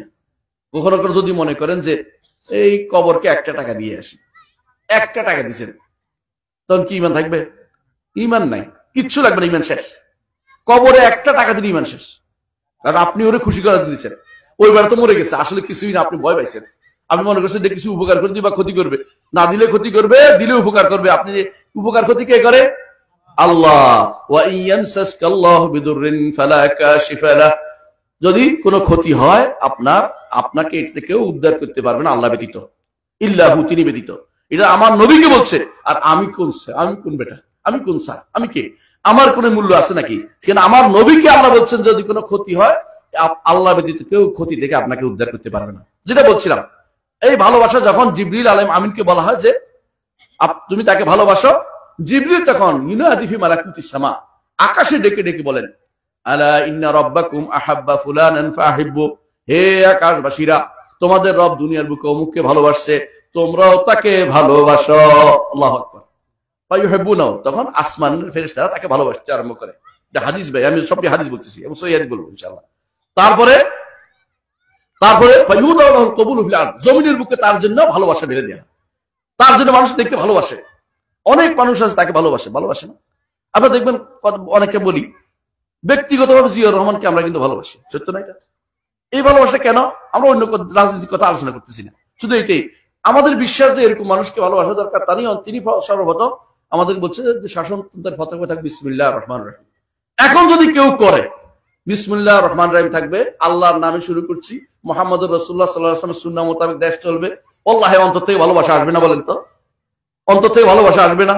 কিন্তু এই জানোয়ার যারা ক্ষমতায় যায়, আমি এদের কথা বলছি না, যারা সামনে যাবে আর কি, ধরেন এরা যদি কোনোদিন যায়, এরা কিন্তু ওই দিকে চিন্তা করবে না। ওরা চিন্তা করবে ওদের রব যদি ইউরোপ আমেরিকা রেখে আসছে ওদের খুশি করার জন্য, যাদের দস্তরখানে খাইয়ে বড় হয়েছে, যাদের পয়সা দিয়ে বড় হয়েছে, এদের খুশি করার জন্য কখনো মুহাম্মদ রাসূলুল্লাহ সাল্লাল্লাহু আলাইহি ওয়াসাল্লামকে সব জীবনের সর্বক্ষেত্রে আদর্শ মানতে হবে। এটা একটু ঢুকিয়ে দেখ না আমার সংবিধানটা, দেশটা একটু ইসলামিক হোক না। একটু করতে কি পারবে? একটু করতে কি কেউ চেষ্টা করতেছে? একটু করার জন্য কেউ চেষ্টা করতেছে না। সবাই গণতন্ত্রের প্রশংসায় পঞ্চমুখ হয়ে আছে। গণতন্ত্র আপনাকে ডুবাবে। এই গণতন্ত্র না, এগুলো শয়তানতন্ত্র, আল্লাহ রসুলের নীতির বিরুদ্ধে। এই গণতন্ত্র হইল 51 জন যদি বলে যে মদ চলবে তাহলে চলবে, বুঝছেন না? 100 জনের মধ্যে 51 জন যদি বলে মদ চলবে তাহলে চলবে, বুঝছেন নি? আর আমাদের ইসলামের কথা কি? হ্যাঁ, একজন বললেও, একজন যদি বলে যে মদ চলবে না, তারটাই গ্রহণ করতে হবে। একজনও যদি না বলে তারপরে এটা গ্রহণ করতে হবে, কারণ এটা নীতি। এটা হচ্ছে আল্লাহর দেয়া স্থায়ী নীতি। স্থায়ী নীতি কোনো পরিবর্তন হয় না। ইসলামের কিছু নীতি আছে পরিবর্তন করার কোনো সুযোগ নেই, কোনো পরিবর্তন করতে পারবেন না। সেটা কি? এই যে আমাদের মায়েরা পর্দার কথাটাই বলছি। পর্দা যদি কোনো কেউ বলে আমি ক্ষমতায় গেলে পর্দা বাদে তোমাদেরকে চালাবো, এই বেটা কি হয়েছে, কোন পর্যায়ে বুঝছে জানেন? বেটা নিজে তাগুত হয়েছে, কারণ আল্লাহর বিধান পরিবর্তন করতে চাচ্ছে। আল্লাহ তাআলা মেয়েদেরকে পর্দা থাকতে বলছে, আল্লাহ তাআলা মেয়েদের পর্দা করতে থাকতে বলছে। কি বলছে? ওয়ালিয়াদরিবনা বিখুমরিহিন্না আলা জুয়ুবিহিন্না, তারা যেন তাদের খমর দিয়ে, তাদের পয়া দিয়ে, ঘোমটা দিয়ে তাদের সবকিছু যে ডেকে নেয়। এটা শিখিয়ে দিয়েছেন কি? এই আয়াত যখন নাজিল হয়েছে, মুজাহিদ ইবনে জাবার বলেন যে আমরা সাহাবিয়াতদের বর্ণনা আসছে এইভাবে সহিহ হাদিসে, যে তারা তখন এক চোখ বের করে দেখিয়েছিল, এইভাবে শুধুমাত্র চোখ। এখন 2 চোখ দেখার অসুবিধা নাই, কিন্তু আপনি মুখ খুলে রাস্তায় হাঁটবেন, এটাকে বৈধ করে যে ব্যক্তি দিতে চাইবে ওই ব্যক্তি তাগুতের ভূমিকা পালন করবে। আর যেই ব্যক্তি পালন করবে, মেনে নিবে, সেই ব্যক্তিও তাগুতের অনুসরণকারী হবে। তাহলে এইটা কোনদিন ইসলামের নীতি হইতে পারে না যে আপনি ইসলামের যে কোনো একটা নীতি আপনি বদলাই দিবেন। প্রিয় ভাইরা, আরেকটা বলি, ক্ষমতায় বলে যে আজ থেকে কেউ দায়ী রাখতে পারবে না, আমরা আইন করে দিলাম। সে কার ভূমিকা পালন করছে জানেন? সম্রাট আকবরের ভূমিকা, দিনে এলাহি প্রবর্তনের সময় সেটা করছে। এদেশের রাজাদের আপনি দেখবেন, সম্রাট আকবরের আগে যে সমস্ত রাজা আসছে, কোন রাজার দাড়ি বাঁধে ছিল? প্রত্যেক রাজা দাঁড়িয়েছিল। শেরশাহ দাঁড়িয়েছিল, সম্রাট আকবরের বাবরও দাঁড়িয়েছিল, আলমগীর আওরঙ্গজেব তার বংশের লোক সর্বশেষ যে মোগল সম্রাট ছিল তারও একবারে আপনার মতো লম্বা দাঁড়িয়েছিল, এত লম্বা দাঁড়িয়েছিল। তাহলে আপনি বুঝতে পারেন যে এরা যারা পুরুষ মানুষ, পৌরুষত্ব রক্ষা, তারা এটা বুঝে দায়ী রাখা হচ্ছে পৌরুষত্বের লক্ষণ। পুরুষ মেয়েদের মতো সাজে না তারা। কেউ যদি বলে অন্যায় করে, আচ্ছা তার মধ্যে একটা অপরাধ বোধ আছে যে আমি অন্যায়টা করছি, তাহলে গুনাহগার। কিন্তু যে ব্যক্তি অন্যায়টাকে আইন করে দিতে চাইবে সেই ব্যক্তি হচ্ছে কাফের হয়ে যাবে। অন্যায়কে আইন করা যায় না, অন্যায়কে চুপে চুপে থাকতে হয়। কিন্তু এরা অন্যায়কে সংবিধান বানিয়ে দিয়েছে, সারা বাংলাদেশের মানুষের জন্য একটা অন্যায় তৈরি করে দিয়েছে। আপনি কি মনে করেন এটা হালাল করেছে? এটা হারাম কাজের মধ্যে আপনি সমর্থন দিবেন, তারপর আপনি ভোটাভুটি করে ভোটে তারে ভোট দিবেন। আপনি কি মনে করেন না যে আল্লাহ তাআলা আপনার কর্মকাণ্ড দেখছেন না? আপনি সহজে আপনাকে ছেড়ে দিবেন? কখনো না। এই জন্য আল্লাহ তাআলা কোরআনে কারীমে কি বলছে শুনেন, ইন্নাল্লাযীনা ফাতানুল মুমিনিনা ওয়াল মুমিনাতি সুম্মা লাম ইয়াতুবু ফালাহুম আযাবু জাহান্নাম ওয়া লাহুম আযাবুল হারিক। যারা ইমানদার নারী পুরুষদেরকে কষ্ট দিবে, ফিতনায় ফেলবে, বিপদে ফেলবে, সমস্যা করবে, বিভিন্ন রকমের বিভিন্ন সমস্যা, বুঝেন কিনা? অনেক জায়গায় আছে কোন মেয়ে পরীক্ষা দিতে গেছে, মুখ খোলা স্কার্ট। অনেক জায়গায় আছে কোন মেয়ে পড়তে গেছে, কেন সে পর্দা করে তার বিরুদ্ধে ওই টিচারে লেগে গেছে, তুমি মুখ রাখা খোলো না কেন, মানে তারে জোর করে মুখ খোলা ছাড়বে। অনেকে আছে তারে নিয়ে ওই ইয়াতে যাবে, পিকনিকে যাবে, মেয়েরা কেন যায় না, তার নম্বর কমাই দিবে যে এই মেয়ে যাচ্ছে না কেন। এটা ফিতনা তৈরি করতেছে ভাই। অনেক সময় আছে মেয়েদের স্কুল বন্ধ করে ছেলে মেয়েদের স্কুল একসাথে করে দিচ্ছে, ওইটাও মেয়েদের জন্য ফিতনা তৈরি করছে। কারণ এদের জন্য এই সমস্ত জায়গাতে জায়েজ আছে, যাওয়া জায়েজ নাই। কারণ এই সমস্ত যেখানে কোন নারী পুরুষের একসাথে চলাফেরা, সেখানে মেয়েদেরকে তাদেরকে আলাদা রাখতে হবে। আমরা যেভাবে আলাদা মেয়েদেরকে রাখেছি এভাবে আলাদা রাখতে হবে। একসাথে বসে নারী পুরুষের কোনোভাবেই তাদের জন্য এই অবস্থান গ্রহণ করা কোনোভাবে বৈধ নয়। কিন্তু কেউ যদি বলে, আল্লাহ তাআলা কি বলছেন, এই ফিতনায় নিহত করছে নারী পুরুষদেরকে, এরপর কেউ সুম্মা লাম ইয়াতুবু, তওবা করে নাই, ফালাহুম আযাবু জাহান্নাম ওয়া লাহুম আযাবুল হারিক, জাহান্নামের জন্য প্রস্তুত হও। আর জাহান্নামের আযাব রয়েছে এবং তাদের জন্য হারিক, যে হারিক দিয়ে ইমানদারদের দুনিয়াতে কষ্ট দিয়েছে আগুন দিয়ে, এই আগুন তাদের জন্য অপেক্ষা করছে, এই আগুন তাদের জন্য অপেক্ষা করছে, আর জাহান্নামের আগুনে জ্বলবে। এরপর আল্লাহ তাআলা বলছেন, তবে ইন্নাল্লাযীনা আমানু ওয়া আমিলুস সালিহাতি, যারা ঈমান আনবে এবং আমলে সালেহ করবে, অর্থাৎ আল্লাহর উপর ঈমান রাখছে, রাসূলকে অনুসরণ করছে। আমলে সালেহ হচ্ছে রাসূলকে অনুসরণ না করলে আমলে সালেহ হবে কিয়ামত পর্যন্ত। আমি যদি কোনো দাঁড়িয়ে থাকি, হাত একটা উপরের দিকে উঠে দিয়ে সব হবে, কারণ আমার নবী বলেন নাই। কিন্তু যদি আমরা ফজরের সালাতের পরে বসে থাকি, এরপরে সুবহানাল্লাহ আলহামদুলিল্লাহ পড়তে থাকি, জিকির আজকার করতে থাকি, কোরআন তেলাওয়াত করতে থাকি, সূর্য ওঠার পরে 2 রাকাত নামাজ পড়ি, আমার নবী বলছে কি হবে, একটা পূর্ণ হজ এবং পূর্ণ উমরা সওয়াব পাওয়া যাবে। পূর্ণ উমরা, পূর্ণ হজ উমরা সওয়াব পাওয়া যাবে। এইটা তো মানতে কোনো অসুবিধা নেই, সত্য, এটা আমলে সালেহ। কিন্তু আমি যদি কোনো চিৎকার করতে থাকি, মারামারি করতে থাকি এবং বলি যে এর মধ্যে সওয়াব পাবো, সওয়াব হবে? রাস্তার মধ্যে ধরে কয়েকজনকে মারলাম, কি জন্য, আমার ভোট দিলি না কেন, তোর ঠ্যাং ভাঙিয়ে দিলাম, সওয়াব হইব না? এটা সওয়াব হবে না, এটা সওয়াবের জায়গা নয়। সওয়াবের জায়গা হচ্ছে ঈমান এবং আমলে সালেহ, নেক, আল্লাহর উপরে ঈমান আনতে হবে এবং আমলে সালেহ করতে হবে। অর্থ কি? আমলে সালেহ মানে নেক আমল করতে হবে, নেক আমল করতে হবে। এটা করলে কি লাভ? লাহুম জান্নাতুন তাজরি মিন তাহতিহাল আনহার, তার জন্য জান্নাত। আল্লাহু আকবার। এমন জান্নাত যে জান্নাতের নিচ দিয়ে নহর সমূহ প্রবাহিত। জান্নাতের নিচ দিয়ে নহর কি, এটা বুঝতাম না। 2016 সম্ভবত আমি কুয়েতে গেছি, 16 দিকে কুয়েতে গেছি। কুয়েতে যাই দেখলাম ওরা কি করছে, ওদের বাড়ির সামনে সামনে পানি। কিরে পানি কেন করছে? মানে ওরা কি করছে, নিজেদের বাড়ির সমুদ্র থেকে লাইন কেটে আইনা এই লবণাক্ত পানীয় তারা কি করছে, তাদের বাড়ির সামনে দিয়া, বিশাল বাড়ি করছে, আর সামনে দিয়ে পানির প্রস্তাবন দিয়ে দিচ্ছে যাতে ঘুরে এমনি যায়। বাড়ির সামনে দিয়ে পানির গেতে থাকলে সুন্দর লাগে, কল কল কল কল, কুহু কুহু রব মুহু রব, তাকে শব্দ থাকে না, এই শব্দ দিয়ে তারা সুন্দর লাগে, আনন্দ লাগে, এই জন্য তারা এটা করছে। আমি বললাম, আল্লাহ দেখছো, এতদিন বুঝি নাই যে বাড়ি কেন নদী, আল্লাহ বলছে জান্নাতের নহর সমূহ প্রবাহিত হবে। আর জান্নাতের নহর কিন্তু মাটি দিয়ে প্রবাহিত হবে না, আপনারা ভালো করে জানেন। জান্নাতের নহর কি হবে? উপর দিয়ে যাবে, মাটির ভিতর দিয়ে যাবে না, খাদ হয়ে যাবে না, সুন্দর করে যাবে। জান্নাতের নাহর কয় প্রকার থাকে? কয় প্রকার? 4 প্রকার। কিছু নাহার থাকবে দুধের, কিছু নাহার থাকবে পানির, কিছু নাহার থাকবে মধুর, কিছু নাহার থাকবে, নাহার তো বুঝছেন নালা, কিছু নালা থাকবে মদিরা। যেই মদিরাতে কোনো মানুষ বেহোশ হবে না, মানুষ পাগলামি করবে না, মানুষের মাতলামি আসবে না, এমন মদের সেখানে খাওয়ানো হবে। তবে দুনিয়াতে যে খাবে আখিরাতে সে পাবে না। বুঝছেন তো? একটু সবর করতে হবে, নফসকে একটু জোর করে আটকে রাখেন না যে মরলেই পাবো, মরলেই পাবো। একটু অপেক্ষা করি, একটু অপেক্ষা করি।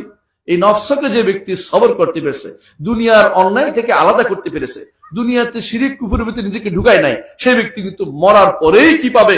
ওই নিয়ামত গুলি সে পাওয়া শুরু হয়ে যাবে। কারণ কবরের মধ্যে কিন্তু রাসূলুল্লাহ সাল্লাল্লাহু আলাইহি ওয়াসাল্লাম বলেছেন যে কবরের মধ্যে জান্নাত থেকে তার জন্য ব্যবস্থাপনা করে দেওয়া হবে এবং তার জন্য জান্নাতের নিয়ামতের ব্যবস্থাপনা করে। আর তার ইমানদারের রূহ কোথায় থাকবে জানেন? কোথায় থাকবে? জান্নাত থাকবে, জান্নাতে থাকবে। জান্নাতে পাখির ভিতরে দেওয়া হবে, সে কি করবে? ঘুরবে ঘুরবে ঘুরবে ঘুরবে, আবার এসে অবস্থান করবে। কত সুন্দর হবে আপনার রূহ, আপনি কি চিন্তা করে পারছেন? মানে সেটা ঘুরবে ঘুরবে। ইমানদারকে আলাদা সম্মান করা হবে, শহীদকে আরেকটু বেশি সম্মান করা হবে।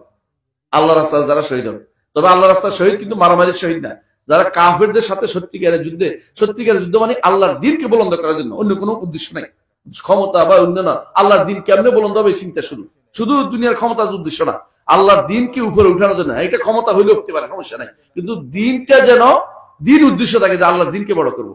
এটার জন্য যদি কেউ মারা যায় তাকে কোথায় রাখবে? হাদিস আছে, রাসূলুল্লাহ সাল্লাল্লাহু আলাইহি ওয়াসাল্লাম বলেছেন যে আরশের নিচে, আরশের নিচে কি আছে? ঝাড়বাতি আছে। ওই ঝাড়বাতি গুলোতে সবুজ পাখির ভিতরে তাদের রুটা দেওয়া হবে, এরা ঘুরতে থাকবে ঘুরতে থাকবে ঘুরতে থাকবে জান্নাতের ভিতরে, যেখানে ইচ্ছা তাসসাউ হাইসু তাশা হাইসু ইয়াশা, যেখানে ইচ্ছা এরা ঘুরে আসে, তারপরে কোথায় থাকবে? এই ঝাড়বাতি গুলোতে আবার আশ্রয় নিবে। কত বড় ঝাড়বাতি! আপনার তো মনে হয় ঝাড়বাতি কত বড়, এখনো কল্পনায় আসবে না। কারণ জান্নাতে যা আছে, মা লা আইনুন রাআত ওয়ালা উযুনুন সামিআত ওয়ালা খাতারা আলা কলবি বাশার। জান্নাতে যা আছে সেটা দুনিয়ার বুকে মানুষ কোনো কল্পনা করতে পারে না। দুনিয়ার বুকে আপনার কত সমস্যা থাকতে পারে, আছে না? একটা নারীর সমস্যা আছে, হায়েজ নেফাস কত কিছু আছে না, তার সমস্যা হয়। আখিরাতে কিচ্ছু থাকবে না, শান্তি আর শান্তি অনাবিল। দুনিয়াতে কোন মানুষ আপনার স্বামী হয়েছে ভালো না, আখিরাতে থেকে এই স্বামীকে এত সুন্দরময় করে দিবে, আপনি খুশি হয়ে বলবেন যে এটা আমার আসল, এটাই স্বামী, এটা নিয়ে খুশি থাকবেন আপনি। আর স্ত্রী দুনিয়াতে অনেক সময় আপনার পছন্দ না, কিন্তু তার সাথে আপনি ঘর সংসার করে দিনের উপর চালিয়েছেন, জান্নাতে গেছে, স্ত্রীকে এত সুন্দর করে দেওয়া হবে, হুর ইন থেকে আপনার স্ত্রীর প্রতি আপনার আগ্রহ বেশি থাকবে। আল্লাহু আকবার। এর অর্থ হচ্ছে আল্লাহ পরিবর্তন করে দিবেন। দুনিয়ার বুকে কেউ হয়তো কালো, তাকে আপনি আখিরাতে লাগবে তারকে আরো বেশি ভালো, কেন? কালো থাকবে না, সব মানুষ সুন্দর হয়ে যাবে। আর সবার চেহারা হবে চাঁদের মতো সুন্দর, এবং 14 তারিখে চাঁদের মতো সুন্দর হবে তাদের চেহারা, এবং তারা হবে বয়সের দিক থেকে 33 বছর বয়স্ক একটা যুবক, তাগড়া যুবক, যাদের আপনার কোন রকমের ক্লান্তি আসবে না, আপনার সাথে চলাফেরার কোনো ক্লান্তি আসবে না, এরকম অবস্থা তাদের তৈরি করে দেওয়া হবে। জান্নাতে যদি একবার পা রাখতে পারেন, আপনি হচ্ছেন সফল। এই জন্য আল্লাহ তাআলা বলছেন যালিকাল ফাউজুল কাবীর, এ হচ্ছে বড় সফলতা। দুনিয়ার বুকে আপনার কাছে অনেক সফলতা কি জানেন? কি সফলতা?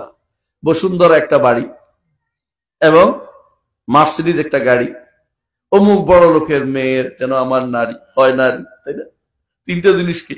আর যদি পারেন যে আরো বেশি, তো বলবেন যে ঢাকা শহরের একবারে প্রাণ কেন্দ্রে গুলশানে আমার একটা অট্টালিকা থাকলে, আর আমার নির্দেশে 10টা নদী মায়া থাকলে, মানুষ থাকলে, তো হচ্ছে আমি সফল। এক একজনের তখন চিন্তা, একজন নখ কাটে, একজনের পা কাটে, দেখাচ্ছে না মানুষ এটা করে। এটা সফলতা না, সফলতা জান্নাতে যাওয়া। কারণ জান্নাতে গেলে এত আনন্দ আপনার হবে, আপনি বলবেন যে আমার কক্সবাজার যাওয়া দরকার, কক্সবাজার আপনার কাছে চলে আসবে, আপনার যাওয়া কষ্ট করে যাওয়া লাগবে না, এত কষ্ট করে পিঠ ভেঙে যাওয়া লাগবে না, কক্সবাজার আপনার কাছে চলে আসবে। আপনি বলবেন যে জগৎটা আমার দরকার, এত বড় একটা পৃথিবী দরকার, কিছুক্ষণের মধ্যে কিন্তু পৃথিবীর সব যত নেয়ামত যেটা আপনার দরকার, এগুলি সব আপনার কাছে চলে আসছে। রাসূলুল্লাহ সাল্লাল্লাহু আলাইহি ওয়াসাল্লাম বলেছেন জান্নাতের এক একটা গাছ হবে 100 বছর এর ছায়া আপনি যেতে পারবেন। 100 বছর, 100 বছর ছায়া দিয়ে অতিক্রম করতে পারবেন, ছায়া শেষ হবে না। ছায়া ঘেরা মানুষ সবাই পছন্দ করে, ছায়া ঘেরা জীবন পছন্দ করে। জান্নাতের সূর্যের আলোতে আপনার কষ্ট দিবে না, কারণ জান্নাতের আলো কার আলো? আল্লাহর চেহারা আলো দিয়ে সব আলোকিত হবে।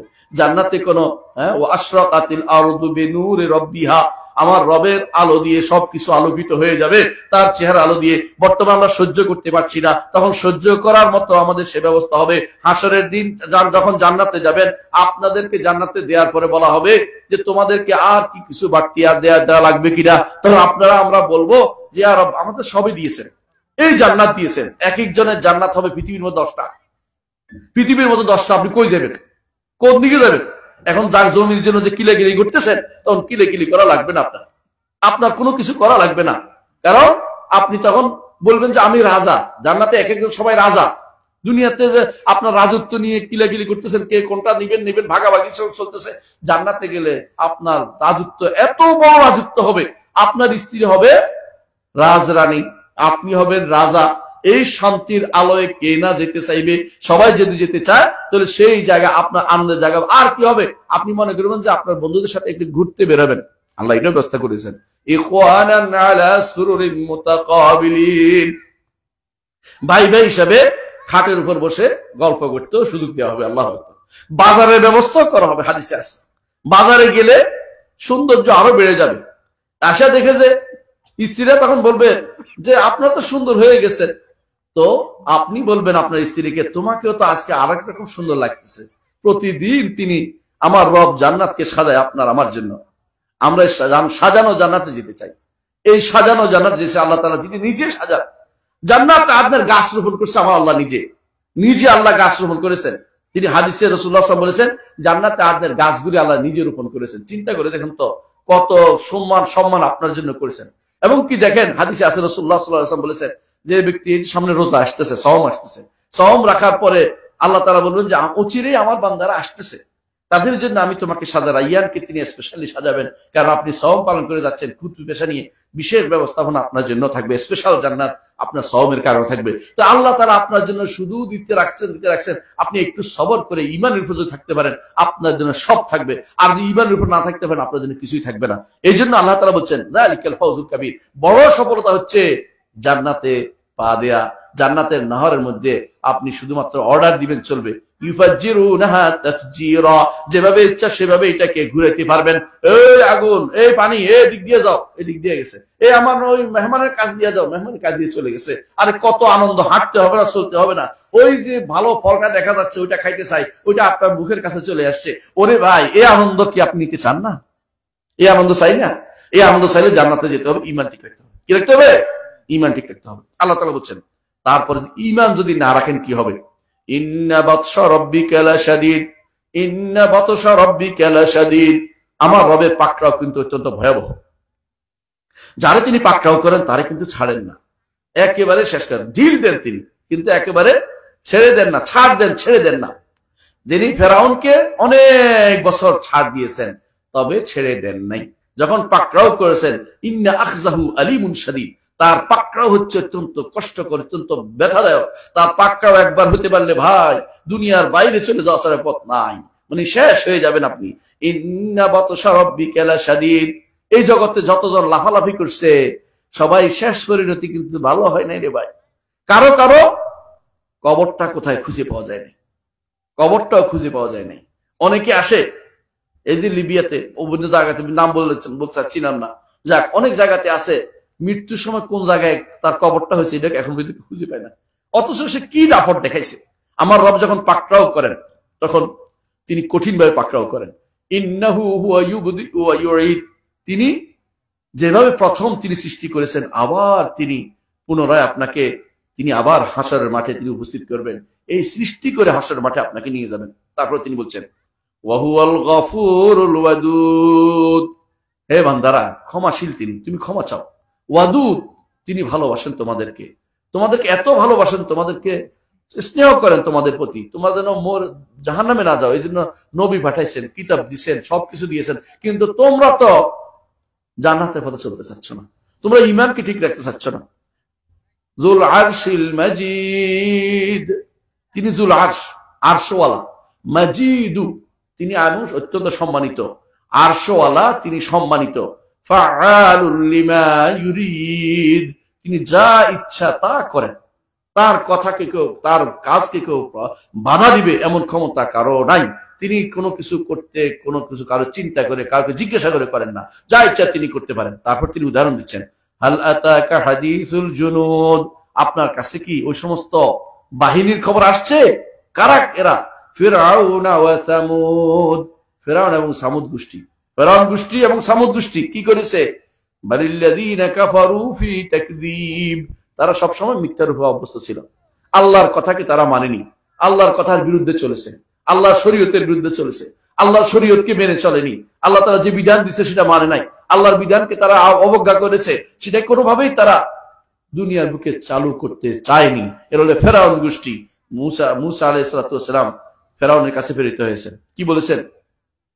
হাল্লাকা ইলা আন তাযাক্কা ওয়া আহদিয়াকা ইলা রাব্বিকা ফাতাখশা ফাআরাহুল আয়াতাল কুবরা ফাকাযযাবা ওয়া আসা। সে যতই বলছে তোমাকে কি আমি পবিত্র করব, আল্লাহর কাছে গেলে ভালো পাবে, ইত্যাদি ইত্যাদি কত কথা বলছে মুসা আলাইহিস সালাম বুঝে বুঝে। ফাকাযযাবা ওয়া আসা, শুনে নাই, বলছে তোমাকে আমি শাস্তি দিব। মুসা আলাইহিস সালাম দেখলেন যে শাস্তি দিলে তো হয়তো যে দুষ্টের দুষ্ট মেরেই ফেলতে পারে, তো তিনি বলেন যে তোমাকে একটা নিদর্শন দেখাবো। দেখাও, কি আনছো দেখাও, মানে চ্যালেঞ্জ দেখাচ্ছে আর কি। দেখো কি দেখি, তো বলছে হাতটা যখন হাত থেকে লাঠিটা ছেড়ে দিছে, সাপ হয়ে ওর কাছে দৌড়ে দিছে। কে বলবে কে, ওই মুসা থামো, ইমান আনবো থামো। থামানোর ফলে, ও জাদু দেখাচ্ছ, আমি তোমার জাদু করে নিয়ে আসতেছি, মানে এবার গোল পাল্টাই বলছে।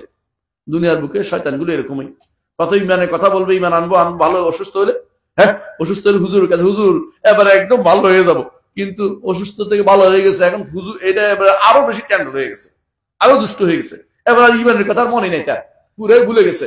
হ্যাঁ, মানুষের চরিত্র এটা, যখন মানুষ বিপদে পড়ে আল্লাহকে খুব ডাকে, যখন এরপরে ভালো হয়ে যায় একদম ভুলে যায়। অনেক মানুষ আপনি দেখবেন এমন মানুষ, আল্লাহকে ডাকেন, দোয়া করেন, হুজুর দেশবাসীর কাছে দোয়া চেয়েছে তিনি, অমুক দেশবাসীর কাছে দেশবাসী দোয়া করে আল্লাহকে, আল্লাহ দেন ভালো করে দেন, ভালো করে দেশে আসার পরে দেখি যে ও কত রকমের শয়তানি করতে পারে, সব দিয়ে দেশবাসীর চালাই দিচ্ছে। এরকম মানুষের অভাব আছে? অভাব নাই ভাই। এই শয়তানগুলি ঠিকই আছে, শয়তানগুলি শয়তানি করতেছে, কিন্তু আল্লাহ তাআলা ওয়াল্লাহু মিন ওয়ারাইহিম মুহীত, পালিয়ে যাওয়ার কোনো জায়গা নেই। আল্লাহ এদেরকে ঘিরে রেখেছেন বুঝছেন কিনা? আল্লাহর ইলম জানে, আল্লাহ তাআলা কুদরতের ভিতরে আছে, তারা বাইরে যেতে পারবে না, আল্লাহ তাআলার ক্ষমতার ভিতরে তারা আছে।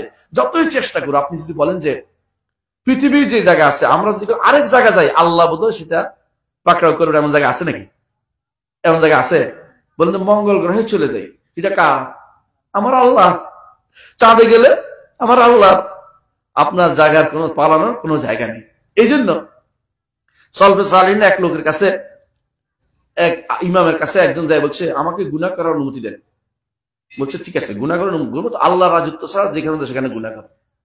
আবার চিন্তা করে অনেকক্ষণ পর বলছে আয়েশা, আল্লাহ রাজত্ব ছাড়া আমি কোথায় যাবো, তা আমি গুনাহ করবো কেন? তুমি আল্লাহ রাজত্বে থাকে, আল্লাহ তাআলা তোমাকে জমিন দিয়েছে, তোমাকে স্বাস্থ্য দিয়েছে, তোমাকে সুস্থতা দিয়েছে, তোমাকে নেক সন্তান দিয়েছে, তোমাকে দুনিয়া সব দিয়েছে, আর তুমি আল্লাহর নেয়ামতের বিরুদ্ধে যাইয়া তুমি আল্লাহ অবাধ্য হইবা, তোমাকে কেন অনুমতি দিতে পারি? অনুমতি দিতে পারি এই শর্তে যে তুমি আল্লাহ রাজত্বের বাইরে, আল্লাহর ক্ষমতার বাইরে চলে যাও, সেখানে যায় তুমি আল্লাহ নাফরমানি করো। সেই জায়গা তো আর নাই, সেই জায়গার কোথাও নাই। বলো আল্লাহু মিন ওয়ারাইহিম মুহীত, যেখানে যাও আল্লাহ ঠিকই তোমাকে পাকড়াও করবেন। হাসরের মাঠে আপনি হয়তো চিন্তা করছেন যে কোনা কানাদি যদি থাইকা যায়, আমার মধ্যে আর ধরতে পারবে না, তাই না? দুনিয়ার বুকে যেমন কেউ কেউ পালাই টালাই এদিক সেদিক কোনা কানি থাকে না, ভাই পালাতে পারবেন না। আল্লাহ কোরআনে কারীম বলে দিয়েছেন, কি করছেন? ফেরেশতারা আসবে, আল্লাহ আসবেন, হাসরের মাঠে ফেরেশতারা আসবে। ফেরেশতারা কেন আসবে? ফেরেশতারা এসে চৌপাশ ঘিরে ফেলবেন, একটাও যেন পালাইতে না পারে। লাকাদ আহসাহুম ওয়া আদ্দাহুম আদ্দা ওয়া কুল্লুহুম আতিহি ইয়াউমাল কিয়ামাতি ফারদা। আল্লাহ বলছেন যে গনে রেখেছি। আমাদের যত মানুষ মনে করে না ভুলে গেছে, ভুলে না, আল্লাহ একটাও ভুলে না। ওমা কানা রাব্বুকা নাসিয়া, দুনিয়ার বুকে যত ফন্ডিতি করেন না কেন, আল্লাহর কথার বিরুদ্ধে নিজে যুক্তি খাটান না কেন, হ্যাঁ, বর্তমানে বড় বড় আল্লামা তৈরি হয়েছে। আমাকে একজন আল্লাহ হচ্ছে, আমি খুব কষ্ট পাই।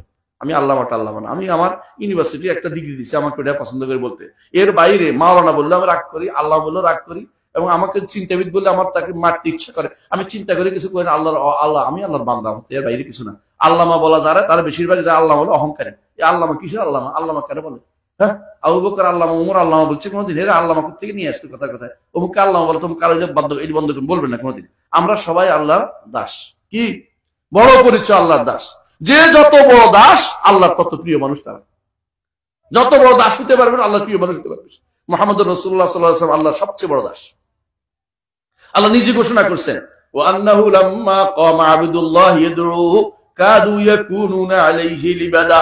আল্লাহর বান্দা, আল্লাহর দাস যখন সালাতে দাঁড়ায়, তখন জিনেরা তার উপরে চতুর্দিক থেকে তাকে ঘিরে ধরে থাকে।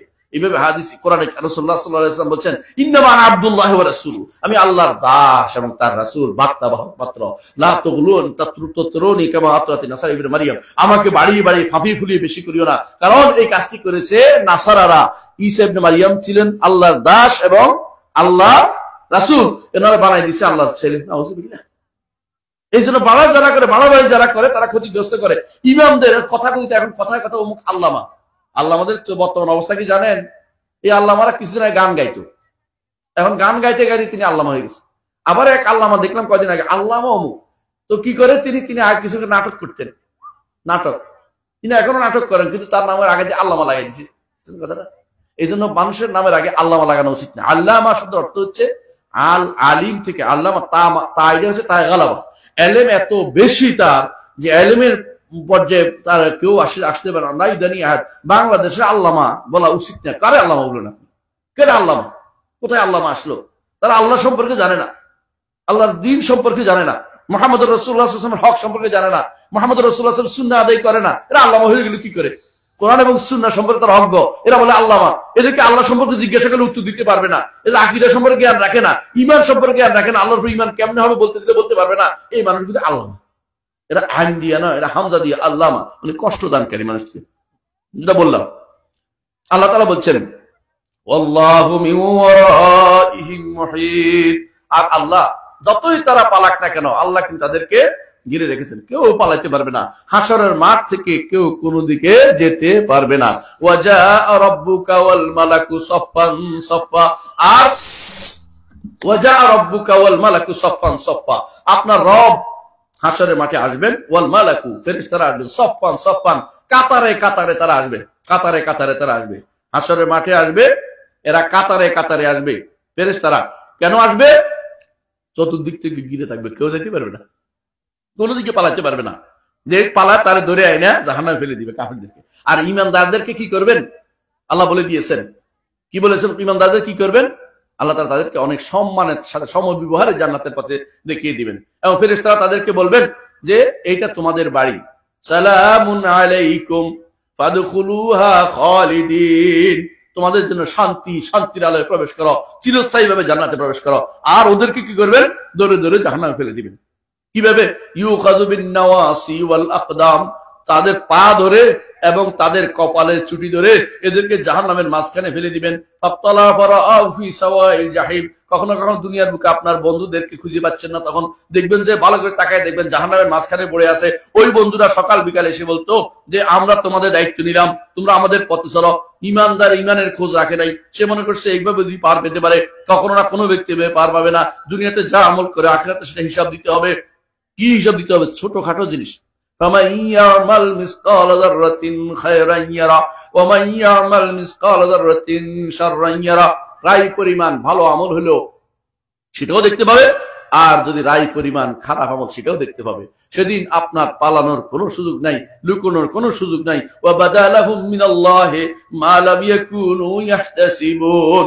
সেদিন দুনিয়াতে অনেক কিছু লুকিয়ে করছেন, আখিরাতে কোনো কিছু গোপন থাকবে না, সবকিছু আপনার আল্লাহ তাআলা সব প্রকাশ করে দিবেন। এইজন্য আল্লাহর কাছে গোপন চাইবেন, আল্লাহ দুনিয়াতে গোপনে গুনাহ করেছি, আখিরাতেও আমার জন্য গোপন করে রাখবেন। মুহাম্মদুর রাসূলুল্লাহ সাল্লাল্লাহু আলাইহি ওয়াসাল্লাম বলেছেন, আল্লাহ তাআলা হাসরের দিন কোন কোন বান্দাকে ডেকে বলবেন, বান্দা এই কাজটি করেছো? বলে করেছি। আল্লাহ করেছি, উপায় নাই। আল্লাহ বলে দুনিয়াতে গোপন রাখছি, এখনো তোমাকে গোপন করে পার করে দেব। আল্লাহু আকবার। দুনিয়াতে গুনাহ করে না এমন ব্যক্তি নাই। শুধু এটা বলবেন, শুধু এটা বলবেন, আল্লাহ আমাকে কোন রকম পার করে দিও। এটার হিসাব ইয়াসির, সহজ দেখে পার করে দেয়া, কিছু না বল। ধরলে মানুক সাউদ দেবা, যাকে জিজ্ঞাসা করবে কেন করলা, ওর উপায় নাই, ও শেষ। এই জন্য কেউ যেন আল্লাহর কাছে হিসাব না চায়। আল্লাহ আমাকে হিসাব চাই না, মাপ চাই, আল্লাহ কোনো সহজ পার করে দেন এটা। অথবা চাইবেন, প্রথমে চাইবেন এটা বিনা হিসাবে জানাচ্ছে। আল্লাহ বিনা হিসাবে জান্নাত চায়, কারণ হিসাব নিতে গেলে কোনো ব্যক্তি পার পাবে না, প্রত্যেককে আল্লাহ রহমত দিয়ে পার হইতে হইব। এই জন্য হিসাব যেন না হয়, হিসাব যদি হয়ও কোনোভাবে আল্লাহ যেন দেখে পার করে দেয়, কারণ তিনি সিত্তির। আল্লাহর নাম সাত্তার নাকি সিত্তির? সাত্তার আল্লাহর নাম নেই। আব্দুল সাত্তার যার নাম আছে না বদলে সিত্তির রেখে দিবেন, আব্দুল সিত্তির। আল্লাহর নাম সিত্তির, তিনি গোপন করেন, তিনি গোপন করেন, দুনিয়াতে গোপন রাখছেন, আখিরাতেও তিনি গোপন করবেন। এবং এইভাবে আল্লাহ তাআলা তিনি ইমানদারদেরকে পার করবেন। ইমানদার এই জন্য সবচেয়ে বড় নেয়ামতের মধ্যে আছে। কিন্তু কাফেরদেরকে কি করবেন? কাফেরদের কি করবেন? তাদেরকে জাহান্নামের মধ্যে ফেলে দিবেন এবং তাদেরকে তাদের অনুসারী দেখাই দেখা দেও, তোমার কার অনুসরণ করতে ও পিছিয়ে পিছিয়ে যাও, জাহান্নামে চলে যাও। ঈমান নিয়ে কবরে যেতে হবে। এজন্য আল্লাহ তাআলা বলছেন ঈমান নিয়ে কবরে যেতে হলে এই কোরআন কারীমকে মানতে হবে। এই কোরআন কারীম কার থেকে আসছে? আল্লাহর কাছ থেকে আসছে। কোথায় ছিল? বাল হুয়া কুরআনুম মাজিদ ফি লাউহিম মাহফুজ। এই হচ্ছে কোরআন কারীম। কোথায় আছে? লাউহে মাহফুজে আছে, সংরক্ষিত পলকে আছে। এইটা প্রথম নাজিল হয়েছে কোন সময়? লাইলাতুল কদর। এরপর নাজিল হওয়া শুরু হয়েছে কোন সময়? 17ই রমাদান। 17ই রমাদান রাসূলুল্লাহ সাল্লাল্লাহু আলাইহি ওয়াসাল্লাম যখন ইকরা বিসমি রাব্বিকাল্লাযী খালাক, এটা ছিল 17ই রমাদান। আর যখন এটা পুরোপুরি আলাদা হয়েছে, লাউহে মাহফুজ থেকে বাইতুল ইজ্জতে আসছে, এটা হচ্ছে রমজান মাসে শেষ দশকে। কি? লাইলাতুল কদর। ইন্না আনজালনাহু ফি লাইলাতুল কদর। এই যে লাইলাতুল কদর খুঁজতে বলছে শেষ দশকের বেজর রাত্রিগুলোতে। একটা হাদিসে আসছে 24 তারিখ দিনগত রাতে, 25 তারিখে রাতে সেটা নাজিল হয়েছে। এটাও সহিহ হাদিস বলে শেখুল আলবানী বলেছেন। এর অর্থ হচ্ছে শেষ দশকে কোরআন লাইলাতুল কদর রাত্রিতে সেটা কোরআন লাউহে মাহফুজ থেকে বাইতুল ইজ্জতে আসছে। আর ঈমানদারদের কাছে মুহাম্মদ রাসূলুল্লাহ সাল্লাল্লাহু আলাইহি ওয়াসাল্লামের কাছে আসা শুরু হয়েছে কোন তারিখ? 17ই রমাদান। ইকরা বিসমি রাব্বিকাল্লাযী খালাক। এই আয়াতে 5টি আয়াত একসাথে নাজিল হয়েছে। ইকরা বিসমি রাব্বিকাল্লাযী খালাক খালাকাল ইনসানা মিন আলাক ইকরা ওয়া রাব্বুকাল আকরাম আল্লাযী আল্লামা বিল কলম আল্লামাল ইনসানা মা লাম ইয়ালাম। এর দুই পর্যন্ত নাজিল হয়েছে। নাজিল হওয়ার পর রাসূলুল্লাহ সাল্লাল্লাহু আলাইহি ওয়াসাল্লাম দৌড়াদৌড়ি আসছেন, ভয়ে তার স্ত্রীর কাছে আসে বলছেন এই ঘটনা ঘটছে, আমার তো মনে হয় আর বাঁচা যাবে না। মানে একটু ভয়ে পেয়েছেন, কারণ এই মানুষ এভাবে চেপে ধরছে, জিবরিল, তার কঠিন কষ্ট। তারপর তিনি এসে বললেন যে না, আল্লাহ তাআলা আপনাকে কখনো অপমানিত করবেন না, আপনি এই তারপর তাকে সান্ত্বনা দিলেন। সান্ত্বনা দিয়ে ওরা কাবনে কাবনের কাছে নিয়ে গেলেন। এই ঘটনা পুরোটাই আপনারা জানেন, আমি শুধু বলবো না, আমি শুধু ইঙ্গিত করতে চাচ্ছি যে এই যে আয়াত নাজিল হয়েছে সরাসরি আল্লাহর কাছ থেকে নিয়ে আসছে। ওই লাউহে মাহফুজ থেকে জিবরিল আনতে পারে না। মনে রাখবেন, লাউহে মাহফুজ জিবরিল আনতে পারে না, কারণ লাউহে মাহফুজ হচ্ছে আল্লাহ বলছেন লা ইয়ামাসসুহু ইল্লাল মুতাহহারুন। এটাকে স্পষ্ট করতে পারে না কেউ, যে ইচ্ছে সে স্পষ্ট করবে সেই সুযোগ নাই। লাউহে মাহফুজ থেকে আনতে পারে না। এটা থেকে আনছে জিবরিল, এখান থেকে আনতে পারে না। এবং বাইতুল ইজ্জত থেকে জিবরিল বাছাই করে আনে নাই। প্রত্যেকটি আয়াত, প্রত্যেকটি শব্দ আল্লাহ রাব্বুল আলামিন যেটা তখন উচ্চারণ করেছেন, জিবরিল শুনেছে, সেই শব্দ শুনেছে, সেই বাণী শুনেছে, তারপর সেটা মুহাম্মদ রাসূলুল্লাহ সাল্লাল্লাহু আলাইহি ওয়াসাল্লামের কাছে নিয়ে এসেছেন। কত বছর জিন্দেগিতে? 23 বছর জিন্দেগিতে সেটা এনে দিয়েছেন। কোন ব্যক্তি যদি উল্টাটা বিশ্বাস করে তার ঈমান নাই, এটাই মনে রাখতে হবে। এর বেশি আকীদা শুদ্ধ করার কথা আর বলবো না, অন্যদিন ইনশাআল্লাহ আরো বেশি আলোচনা করবো। আজকের মতো আপনাদের অনেক রাত হয়ে গেছে, বিদায় করে দিতে চাই। সুবহানাকাল্লাহু ওয়া বিহামদিকা আশহাদু আল্লা ইলাহা ইল্লা আনতা আস্তাগফিরুকা ওয়া আতুবু ইলাইক। আসসালামু আলাইকুম ওয়া রাহমাতুল্লাহি ওয়া বারাকাতুহু।